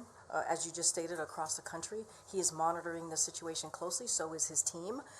And I would just add that no president has spoken more forcefully about combating anti-Semitism than this president. Let's not forget, in 2017, he was very clear what we saw, the anti-Semitic vial that we saw in Charlottesville, on the streets of Charlottesville. Fucking crazy. He called that out. And one of the reasons he stepped into These protesters are just like Charlottesville. because of what he saw is because he wanted to speak out and speak against what we were seeing. I hope all these people end up in fucking jail. Democracy was under attack. Our freedoms were under attack, and we're still fighting for that today, obviously. But No, equating this to Charlottesville is absolutely reprehensible. as you heard from my topper, he's taken action. He's taken action by moving forward with the first ever U.S. national strategy to counter anti-Semitism. More than 100 new actions were introduced, obviously, in that strategy. And that is how seriously this president takes it. And I think what's important here is that he's taken action on this issue. A couple. Jesus Christ. We simply use the computer to mark up the size of the account. You're laughing? The sign said, free parking, and you're laughing? Why so serious? Thank you, Joe. Thank you, Joe, for, I believe, the 200 bits. Got too many tabs open.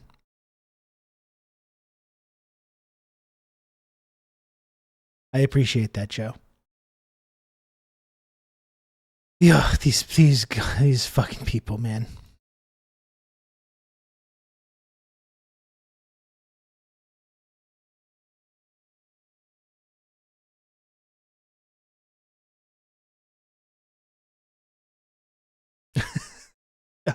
I'm more Joker-fied than I was at the beginning of this episode. I'll tell you that much. I'm not only Joker-fying the audience, but I myself have become Joker-fied as well.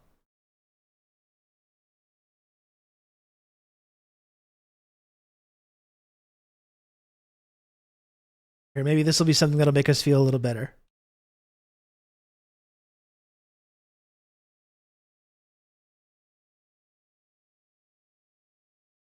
Maybe this will help us feel a little bit better.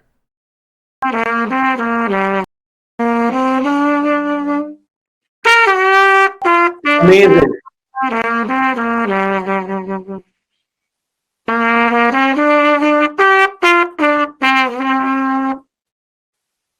Danny boy. Danny boy.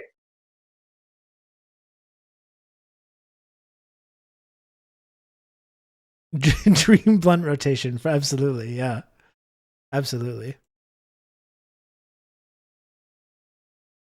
I did see that Ken is leaving the Intercept. I did see that.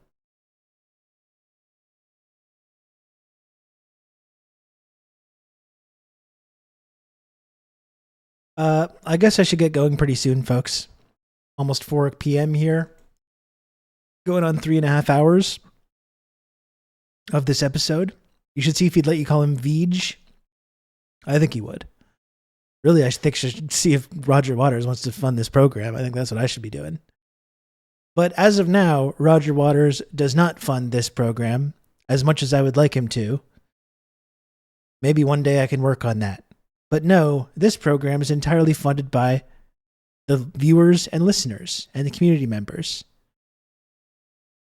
So with that being said, if you can, please support this show by subscribing or gifting subs or bits or whatever it is.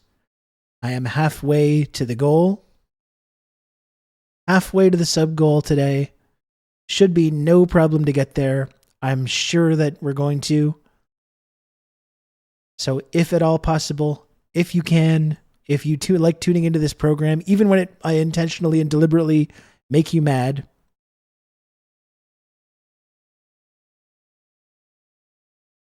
even if I can and do deliberately make you angry and upset,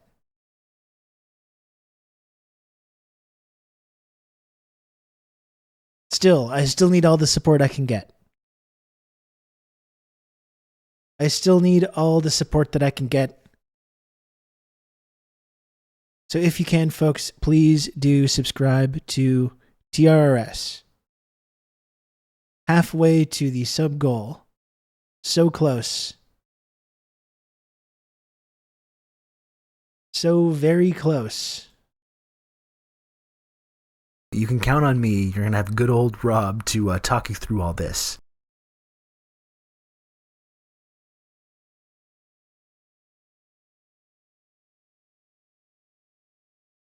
Sean, thank you for the gifted sub. You're doing your part. Thank you, Sean. I appreciate it. And I appreciate you, sir.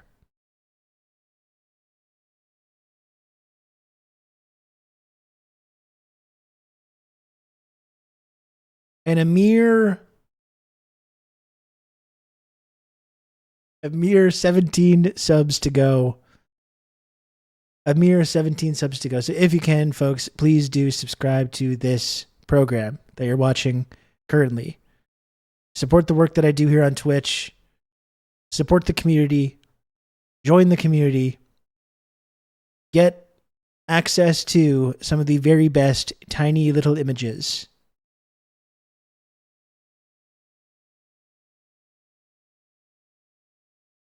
Get access to some of the very best tiny little images on this entire goddamn platform.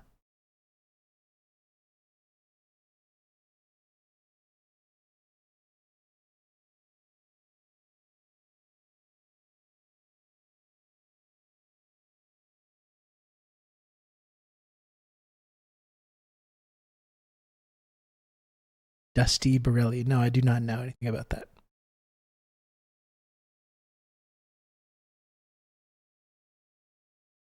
Any moment now. Any moment now, those pipes and tubes are going to be unclogged. Any minute now, and it's going to be so great.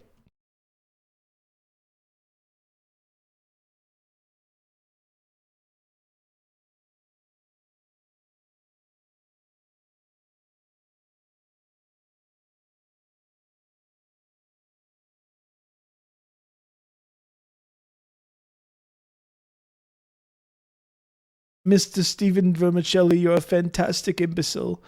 So someone was mentioning like patriotic socialist stuff and Haas or whatever. Someone suggested that Haas quote tweeted me, which I don't believe is. I don't believe that happened. I don't know what I missed what caused that conversation to happen.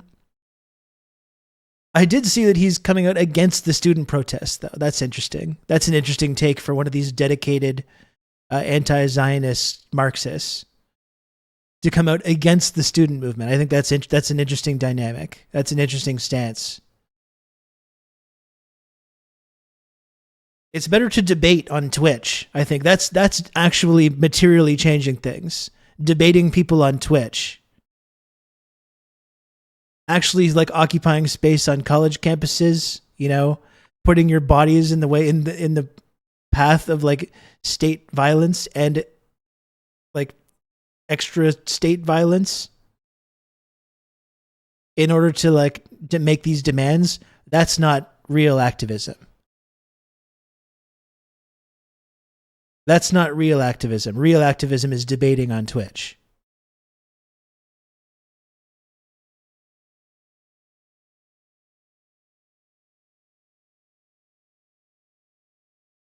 Pickle was flirting with pro BB shit last year. Yeah, I remember. We haven't forgotten that.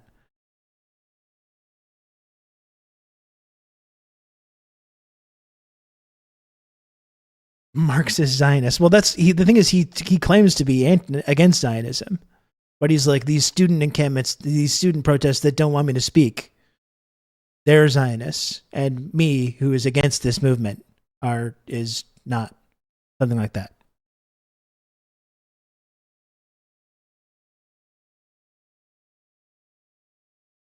We got the PFLP and Ansar Allah shouting out the students in solidarity. Meanwhile, the Pat Sox and Wreckers chirp from Tunisia. Yeah. Anyway, I don't know what that conversation in the chat was about that. I don't think I got any quote tweets or any one of those people. Maybe I'm mistaken, though. I'm not sure.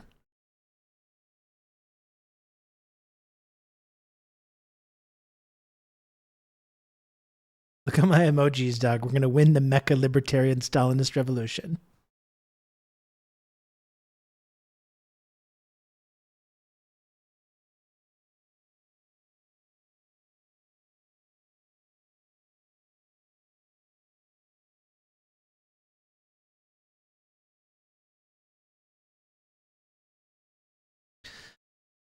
Anyway, so still halfway to go to get to the goal, folks. Still just halfway to go.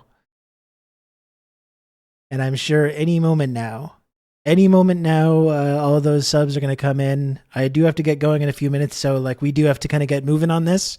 I appreciate everyone keeping me in suspense. I know it's good to like want to be the hero that comes in at the last moment. You know, you get the buzzer beater. I get that.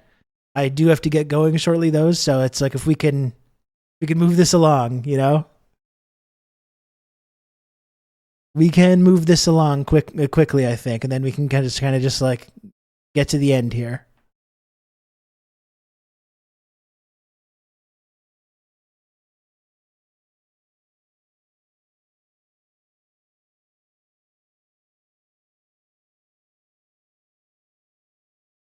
Any moment now, those are going to start coming in.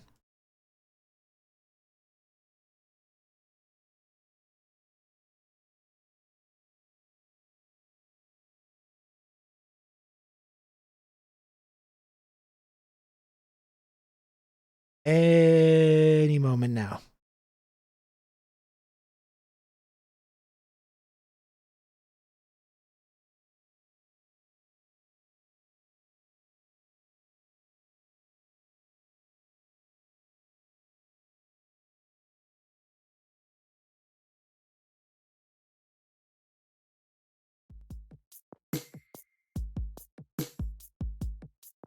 You've just become an elite member of the Friendship Triangle.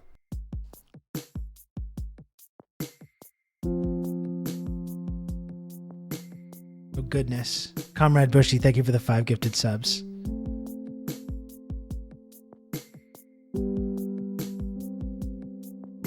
Thank you so much, Comrade Bushy. I really appreciate it.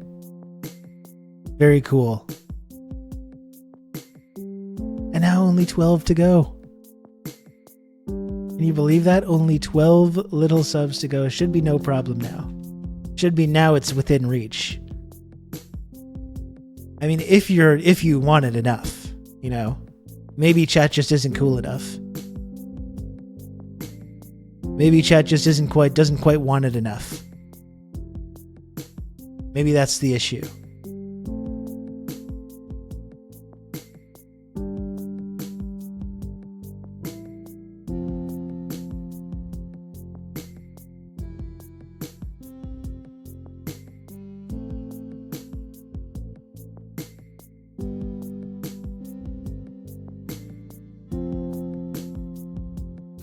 Trump asking for TRRS subs.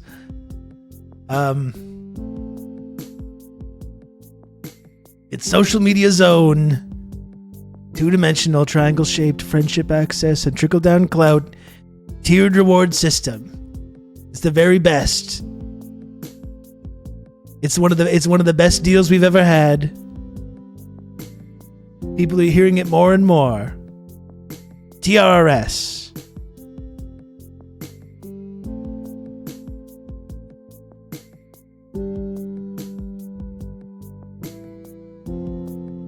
People are coming up to me and they're saying, I want to subscribe. I want to subscribe to TRRS.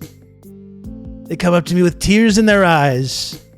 And they say, please, sir, please let me subscribe.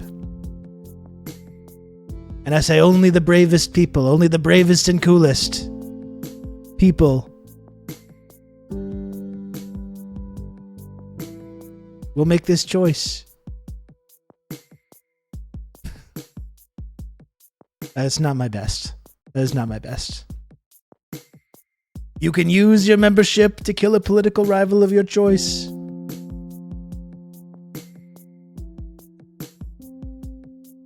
That's not true. That was just a joke. Strangely, no new subs came rolling in. I know.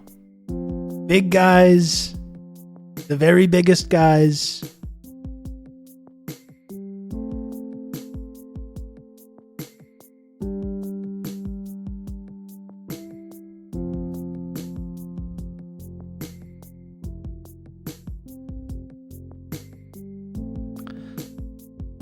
Only 12 subs to go, though, but I know they're going to come in. I'll keep subscribing to that garbage.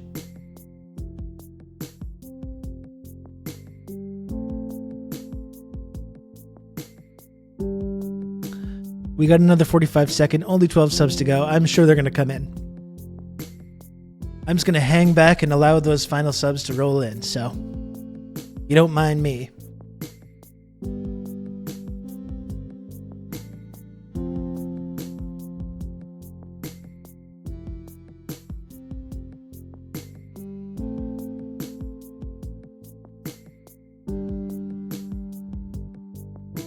You can count on me. You're going to have good old Rob to talk you through all this.